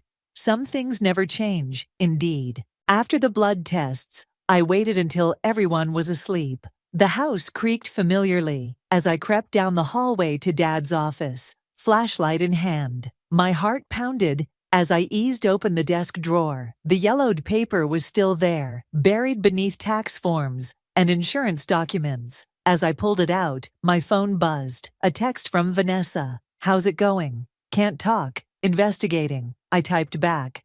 "Of course you are. Be careful." I unfolded the paper carefully. It was a letter, dated 35 years ago. The first line made my blood run cold. "Dear Kirk, I know the baby isn't yours." My hands shook as I read further. The letter was from someone named Maria, talking about an arrangement, money changing hands, a baby boy named Talon. The final paragraph hit like a punch to the gut. "I know you and Selena will give him a good home. Please just let me see him sometimes, as we agreed. Find what you're looking for?" I spun around. Mom stood in the doorway, her silhouette ghostly in her white nightgown. "Mom, what is this?" I held up the letter. "Who's Talon?" She closed the door behind her, hands trembling as she switched on the desk lamp. "You were always too clever for your own good, just like your father. Don't deflect. This letter is Tom adopted. Sit down, Sloan." She sank into Dad's leather chair. "It's more complicated than that." "Then explain it to me." She took a shaky breath. "Your father, he had an affair. Before you were born. With Maria, Tom's biological mother." Mom nodded. "When she got pregnant, your father paid her to disappear. We took the baby, changed his name to Thomas. No one ever knew. Except you? I couldn't have children then. We'd been trying for years." Her voice cracked. "Your father said it was the perfect solution. His mistake could become our miracle. And then you had me." 2 years later, the doctors called it a medical miracle. She laughed bitterly. "Your father was so proud. His real child, he called you, though he never said it in front of Tom." My mind raced. Does Tom know? No one knows except your father, Maria, and me. She reached for my hand. "And now you." I pulled away. "That's why Dad won't get tested. He's not Tom's biological father. Sloan, please. Your father will destroy me if he knows I told you." "Destroy you? Like he destroyed Maria. Where is she now?" Mom looked away. "I don't know. The agreement was that she'd never contact us." "Agreement?" I spat the word. "You mean the payoff? We gave her son a good life. You stole her baby." The door opened. Tom stood there, pale as the hospital sheets he'd left behind. "Who stole whose baby?" The letter crumpled in my fist. Mom went white. "Tom, you should be resting," she stammered. I came down for water, his eyes fixed on the paper in my hand. "What's going on?" The silence stretched like a rubber band about to snap. I looked at Mom, but she was frozen, staring at her hands. "Your name is Talon," I said finally, "and Dad isn't your biological father." Talon gripped the doorframe. "What?" I held out the letter. He read it slowly, his face changing from confusion to shock to something darker. "All this time," he whispered. "All those stories about how I was your miracle baby." "You were," Mom pleaded. "You are. Stop lying." He slammed his hand against the wall. "My whole life is a lie. Even my name." "Keep your voice down," Mom hissed. "Your father, he's not my father." Tom's legs buckled. I rushed to catch him as he sagged against the wall. "You need to be in bed," I said, supporting his weight. "You're still weak from dialysis." "How can you be so calm?" he demanded. "Did you know about this?" "I just found out tonight." He laughed, a horrible broken sound. The great investigative journalist finally found a story worth telling. "Tom, no. That's not my name." He pushed away from me, stumbling toward the stairs. "I need to get out of here." "Wait," Mom called, but he was already halfway down the stairs. I heard the front door slam, then the sound of his car starting. "We have to go after him," Mom said, reaching for her keys. "No," I blocked her path. "You've done enough. I'll find him. Sloan. And when I get back, you're going to tell me everything. About Maria, about the money, about all of it. No more lies." I grabbed my jacket and car keys, my mind already mapping the places he might go. Behind me, Mom called out one last time. "What are you going to do?" I turned back, seeing her clearly for the first time. Not as my mother, but as a woman who'd lived with this secret for 35 years. "I'm going to find my brother," I said. "And then I'm going to find his mother." I found Tom at the old baseball field where he used to coach Little League. He sat in the dugout, the letter crumpled in his hands, staring at nothing. "You shouldn't be out here," I said, sitting beside him. "It's freezing." 35 years, he muttered. 35 years of lies. I pulled out my phone, opened my notes app. "Mom told me some things about Maria." "Don't." He closed his eyes. "Don't make this into one of your stories.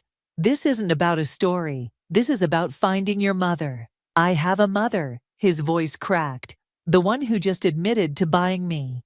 My phone buzzed, a text from Dad. "Where is he?" I ignored it. "Want to know what I found out already?" Tom stayed silent, but his hands stopped shaking. "Dad paid Maria $50,000 in 1988. That's almost $120,000 in today's money." I scrolled through my notes. He set up a trust fund in her name, but the payments stopped in 1995. "How do you know all this?" "I have sources at the bank. Called in some favors while driving around looking for you." He laughed hollowly. "Always the investigator." "There's more." I hesitated. "The last known address for Maria was in Seattle. She worked as a nurse there until 2010. Tom's head snapped up. "She was a nurse?" "Still is, according to my sources. Moved to Portland a few years ago." "Stop." He stood up suddenly, swaying. I can't process this." "Tom, that's not my name." He hurled the crumpled letter across the dugout. "God, I don't even know who I am anymore." My phone buzzed again. "Dad, your mother is hysterical. Bring him home now." "You're my brother," I said firmly. "That hasn't changed, hasn't it?" He turned to face me. "Half-brother, remember? That's what you always said." "Guess you were more right than you knew." Before I could respond, headlights swept across the dugout. Dad's Mercedes pulled up to the field. "Great," Tom muttered. "The man who bought me is here." Dad strode across the field, his expensive shoes inappropriate for the muddy grass. "Get in the car, both of you, now." "Or what?" Tom challenged. "You'll buy another son?" Dad's face went white. "Your mother told you." "No, your daughter did. The one you're actually related to." "I raised you," You owned me. Tom's voice echoed across the empty field. How much was I worth, Dad? 50,000. Was that the going rate for a baby in 1988? You're sick, Dad said, his voice controlled. You need to be in the hospital. I need the truth. Tom stepped forward, stumbling. I caught his arm. Where is she? Where's my real mother? I am your real father, Dad growled. I changed your diapers, taught you to ride a bike, paid for your college. Paid for everything, didn't you? That's your solution to everything. Throw money at it until it goes away. Dad's face hardened. Get in the car, both of you. We'll discuss this at home. No, I stepped between them. We're discussing it now. Why did the payments to Maria stop in 95? Dad's expression flickered. You've been investigating. It's what I do. Remember, the thing you disowned me for.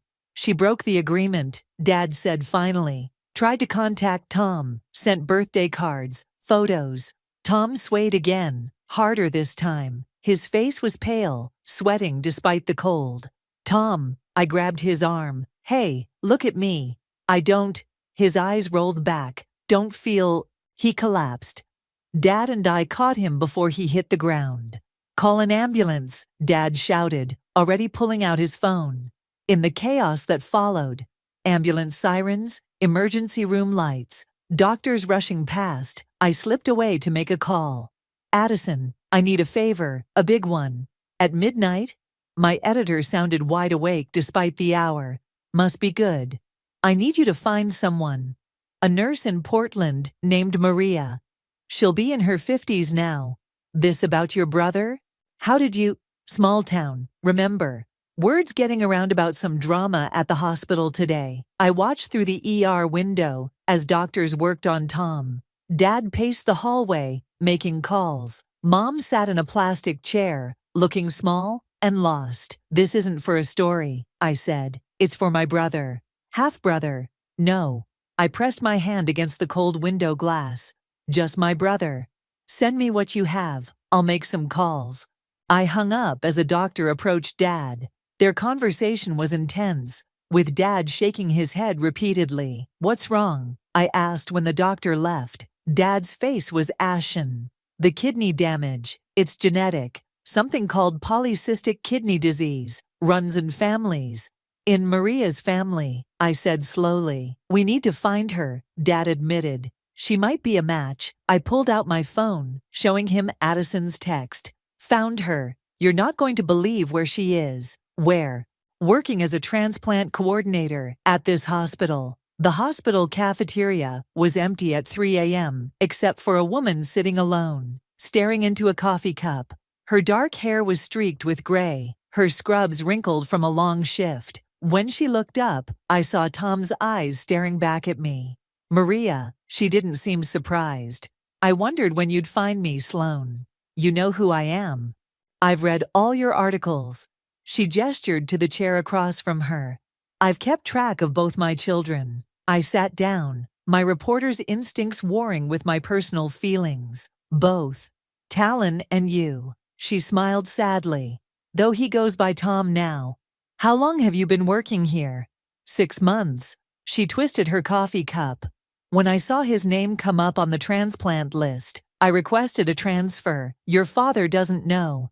Did you know about his condition? The polycystic kidney disease.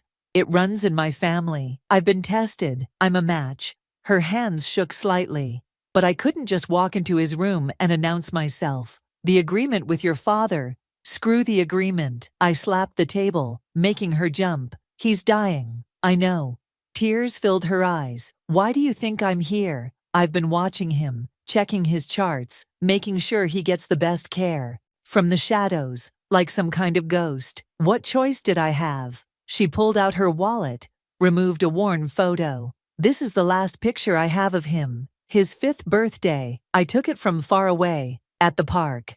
I recognized the playground. Tom on the swings, Mom pushing him, Dad watching proudly. They gave him a good life, Maria said softly. They bought him, like property. Your father gave me a choice, money to start over, or a legal battle I couldn't afford to fight. She met my eyes. I was 22, single, working minimum wage. He was a powerful man with expensive lawyers. My phone buzzed. A text from Vanessa. How's Tom? Stable, I typed back.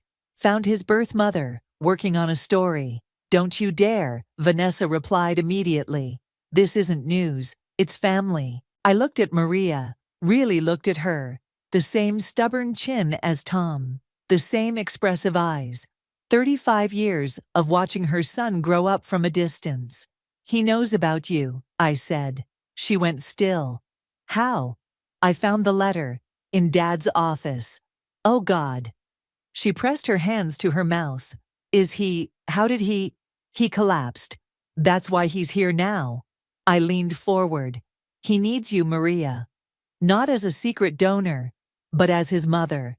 Your father will never allow it. My father doesn't get to decide anymore. I stood up. Come with me. Where? To see your son. We took the elevator to the 4th floor. Outside Tom's room, Dad was arguing with a doctor. We can't wait for the donor list, Dad was saying. There has to be another option. There is. I stepped forward, Maria beside me. Meet your son's donor. Dad turned, his face draining of color. Maria. Hello, Kirk. Her voice was steady, but I saw her hands trembling. It's been a while. You can't be here. The agreement is void. I cut in. Unless you want me to write about how you illegally bought a baby 35 years ago. You wouldn't dare. Try me. Mom appeared in the doorway, took in the scene. Maria, oh my God. Selena. Maria nodded stiffly. How's our son? Mom flinched at the hour. He's awake, she said quietly. Asking for Sloan. I took Maria's arm. Perfect timing. Wait. Dad stepped forward. You can't just... Watch me. I pushed past him, leading Maria into the room. Tom lay in the hospital bed, looking pale but alert. His eyes widened when he saw us. Tom, I said softly, there's someone you need to meet. Maria stepped forward, tears streaming down her face. Hello, Talon. Tom stared at her for a long moment. Your mother, your birth mother. She touched her face. You have my eyes. And my kidney disease, apparently. She laughed through her tears. Yes, that too. I'm so sorry. Don't be. He reached for her hand. Just tell me everything, please. I backed toward the door, giving them privacy. In the hallway, Dad grabbed my arm. You've gone too far this time. I yanked free. No, Dad. You did the 35 years ago. I'm just fixing your mistake. By destroying this family. By saving it. I pulled out my phone, showed him the draft email to my editor. Your choice. Let them have this moment, or I send this story to every newspaper in the country. He stared at the screen, then at me. For the first time in my life, I saw fear in his eyes. You really would do it, wouldn't you? In a heartbeat. I glanced back at Tom and Maria, deep in conversation. But I don't think I'll have to. You're really going through with this? Vanessa asked, watching me type furiously on my laptop. 3 days had passed since Maria's revelation, and I hadn't left the hospital except to shower and change clothes. The story needs to be told, I said, not looking up. Dad's been making calls, trying to bury it. 2 reporters already backed off after anonymous threats. But it's your family. Exactly. I turned the laptop to show her the draft. Read it. She scanned the first paragraph. In 1988, a prominent local businessman paid $50,000 to purchase a baby boy. Today, that same man sits on the hospital board that may determine whether his illegally adopted son receives a life-saving kidney transplant. Sloan. Vanessa pushed the laptop away. This will destroy your father. He destroyed himself. I hit save. Besides, I'm not publishing it yet. It's insurance. A knock at the door made us both jump. Addison walked in, holding a thick folder. Got what you asked for, she said, dropping it on the bed. Financial records, property transfers, everything from 1988 to now. Your father's been busy covering his tracks. I opened the folder. How bad? Bad enough to end his career. Maybe earn him some jail time. She sat on the edge of the bed. You sure about this? Before I could answer, Tom appeared in the doorway, leaning on an IV stand. He looked better than he had in days. Family meeting in my room, he said. Dad's lawyer is here. I grabbed my laptop and the folder. This should be interesting. Tom's hospital room was crowded. Dad and his lawyer stood by the window. Mom sat in the corner chair, and Maria perched on the edge of Tom's bed. The tension was thick enough to cut with a scalpel. Before we begin, the lawyer said, pulling out some papers, I need everyone to sign these non-disclosure agreements. I laughed. Not happening. Sloan, Dad warned. No. I opened my laptop. Either we do this honestly, or my story goes live in every major newspaper by tonight. The lawyer frowned. Miss O'Connor, that would be inadvisable. What's inadvisable, I cut in, is thinking you can silence the truth with legal documents. The truth. Dad stepped forward. You want the truth? I saved that boy's life. His mother couldn't provide for him. I could have tried. Maria stood up. You never gave me the chance. You took money instead. Because you threatened to destroy me if I didn't. Stop it. Tom's voice cracked through the room. All of you, just stop. Everyone fell silent. Tom struggled to sit up straighter. I've made a decision, he said. About the transplant. Dad moved closer. Son, don't call me that. Tom held up a hand. Maria's a match. She's willing to donate, but I'll only accept on one condition. Anything, Dad said quickly. The truth comes out, all of it. Tom looked at me. Sloan publishes her story. That's impossible, the lawyer interjected. The legal ramifications are exactly what you deserve, I said. Opening the folder Addison brought. Wire transfers, fake adoption papers, bribes to officials. Want me to continue? Dad's face had gone gray. You'd destroy everything I built. Your own father. You're not my father, Tom said quietly. You're the man who bought me. There's a difference. Mom stood up suddenly. I have something to add to your story, Sloan. Selena, don't, Dad pleaded. There were others, she said, her voice shaking. Other babies, other mothers. I saw the papers years ago. Kirk didn't just buy Tom. He ran a network. The room went deadly quiet. Even the lawyer looked shocked. How many? I whispered, fingers hovering over my keyboard. At least 6 that I know of. Mom wouldn't look at Dad. All between 1985 and 1990. You knew. Dad's voice was barely audible. All this time, I knew everything. She finally met his eyes. Every lie, every payoff, every threatened mother. I kept quiet to protect our family. But this is protecting no one. I was already typing, my journalist's mind racing. I'll need names, dates. You'll have them, Mom said. All of them. The lawyer was gathering his papers, backing toward the door.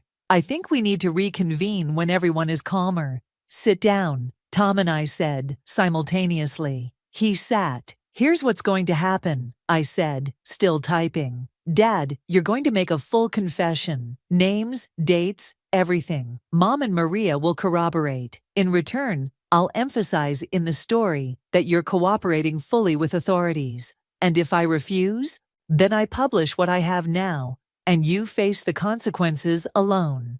Dad looked around the room, at Mom's determined face, at Maria's quiet strength, at Tom's unwavering stare, at my fingers poised over the keyboard.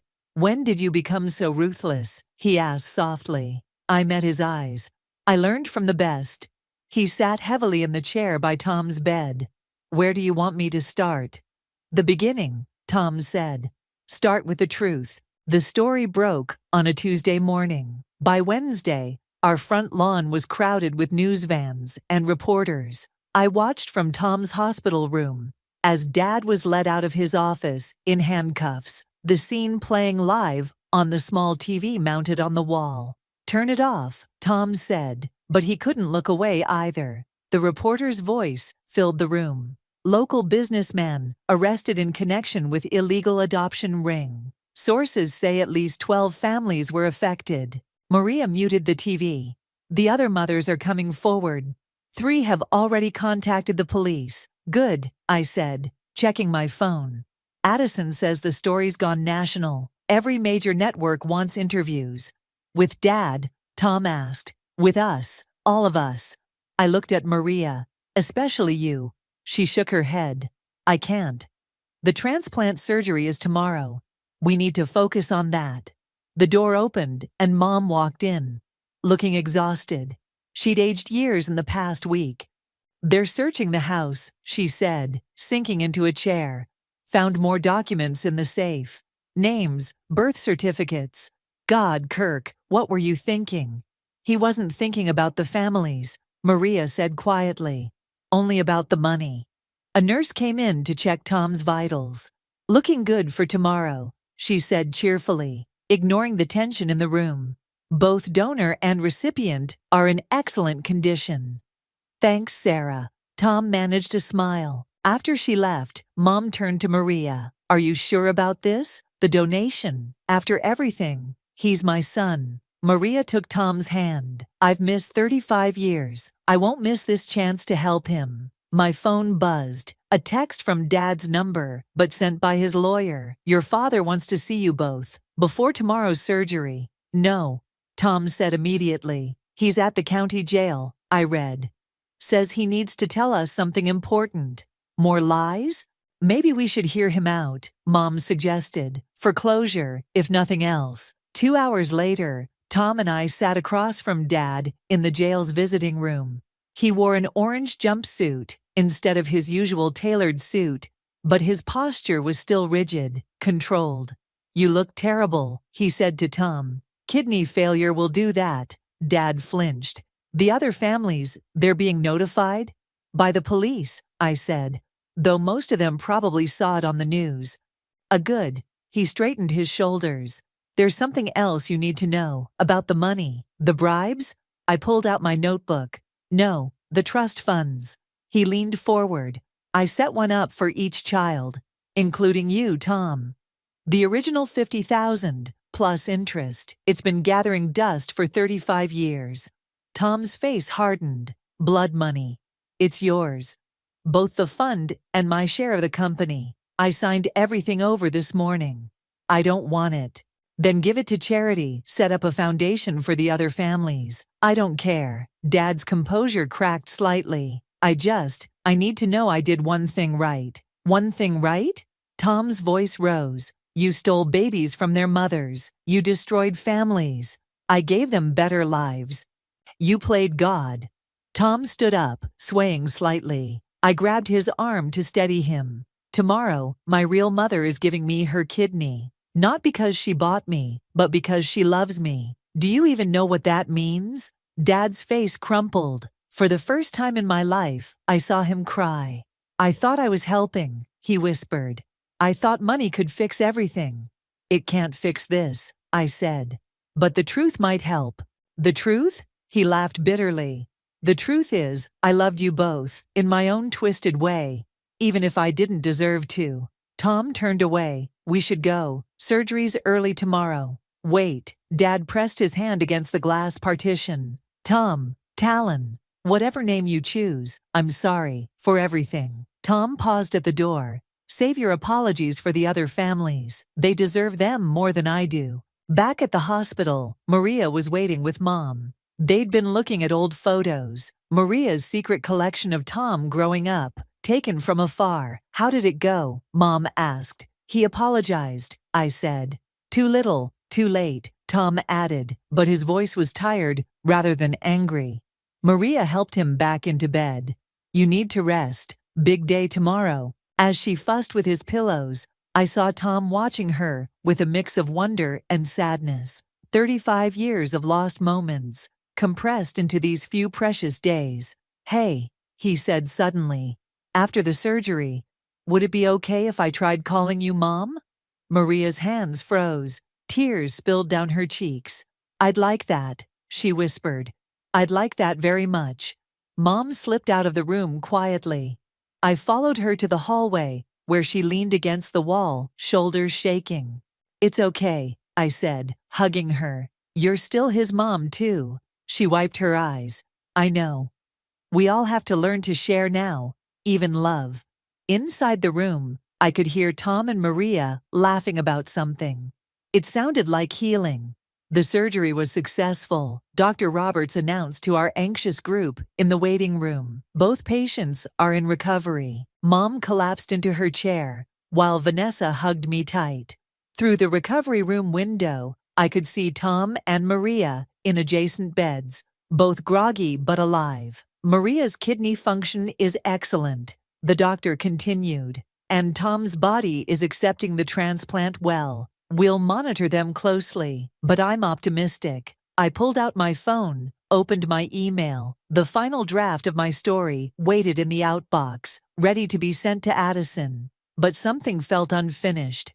I need to add something, I told Vanessa. Watch them for me? In the hospital cafeteria, I rewrote the ending. Not about Dad's arrest or the other families coming forward, though that was important. Instead, I wrote about Maria's gift, about how love could heal what money had broken. My phone buzzed with a text from an unknown number, one of the other mothers, asking to meet, then another and another. What are you going to do? Vanessa asked, reading over my shoulder. Help them find each other, I said, all of them. Back in recovery, Tom was awake enough to smile. Did it work? Perfect match, I said, squeezing his hand. Just like the DNA test proved. Maria stirred in the next bed. How's my boy? Your kidney's working great, Mom, Tom said. The word came naturally now. Mom appeared in the doorway with coffee and a newspaper. The headline read, "Local adoption scandal leads to national investigation." They're calling it the biggest adoption fraud case in state history, she said, handing me the paper. Your story did that. Our story, I corrected. We all told the truth finally. Not all of us, Tom said quietly. Dad still hasn't named all the families. He will. I showed them my phone. These mothers who are reaching out, they're not angry anymore. They just want to know their children are okay.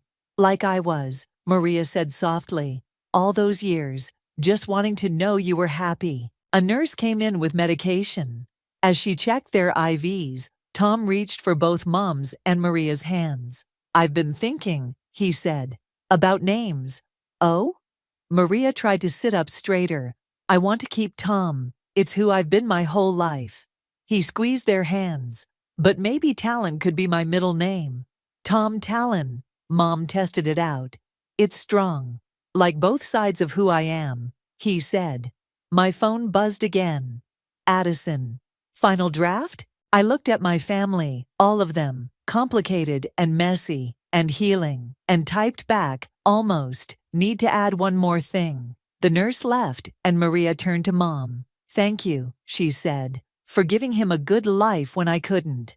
Thank you for giving him life twice, Mom replied. Once then, once now. I added their words to my story, then a final paragraph. The truth isn't always simple. Sometimes it has many mothers, many names, many versions. But when we finally face it, when we let it heal instead of hurt, it can build something stronger than any lie. Send it, Tom said, reading over my shoulder. I hit send, then put my phone away. Outside the window, the sun was rising. A new day, a new kidney, a new truth. So what happens now? Vanessa asked. Now? I smiled at my brother. My whole healing brother, with 2 mothers and 2 names. Now we become the family we always should have been. Plus, about 12 other families, Tom added, referring to Dad's other victims. The more the better, Maria said. I've waited 35 years for a family reunion. Speaking of reunions, Mom pulled out her phone. 3 more mothers called. They want to meet their children. Good, I said, because I have an idea. Tom groaned. Here we go. A foundation, I continued, using Dad's money, to help separated families find each other, to make something good from something terrible. The Truth Project, Maria suggested. Perfect. I reached for my laptop. Let's start now. After rest, the nurse said firmly, returning to shoo us out. We left Tom and Maria to sleep, their matching hospital bracelets catching the morning light. In the hallway, Mom stopped me. "You did good, Sloan," she said. "You broke the story, but you also helped fix what was broken." "We all did," I said, "by telling the truth." My phone buzzed one last time. A message from Dad's lawyer. He's ready to talk about all of them. I showed the message to Mom. She nodded. "Go," she said. "There are more families waiting for their truth." I headed for the elevator, but not before looking back one more time. Through the window, I could see Tom and Maria sleeping peacefully, connected by more than just a kidney now, connected by truth, by choice, by love. That was the real story, and it was just beginning.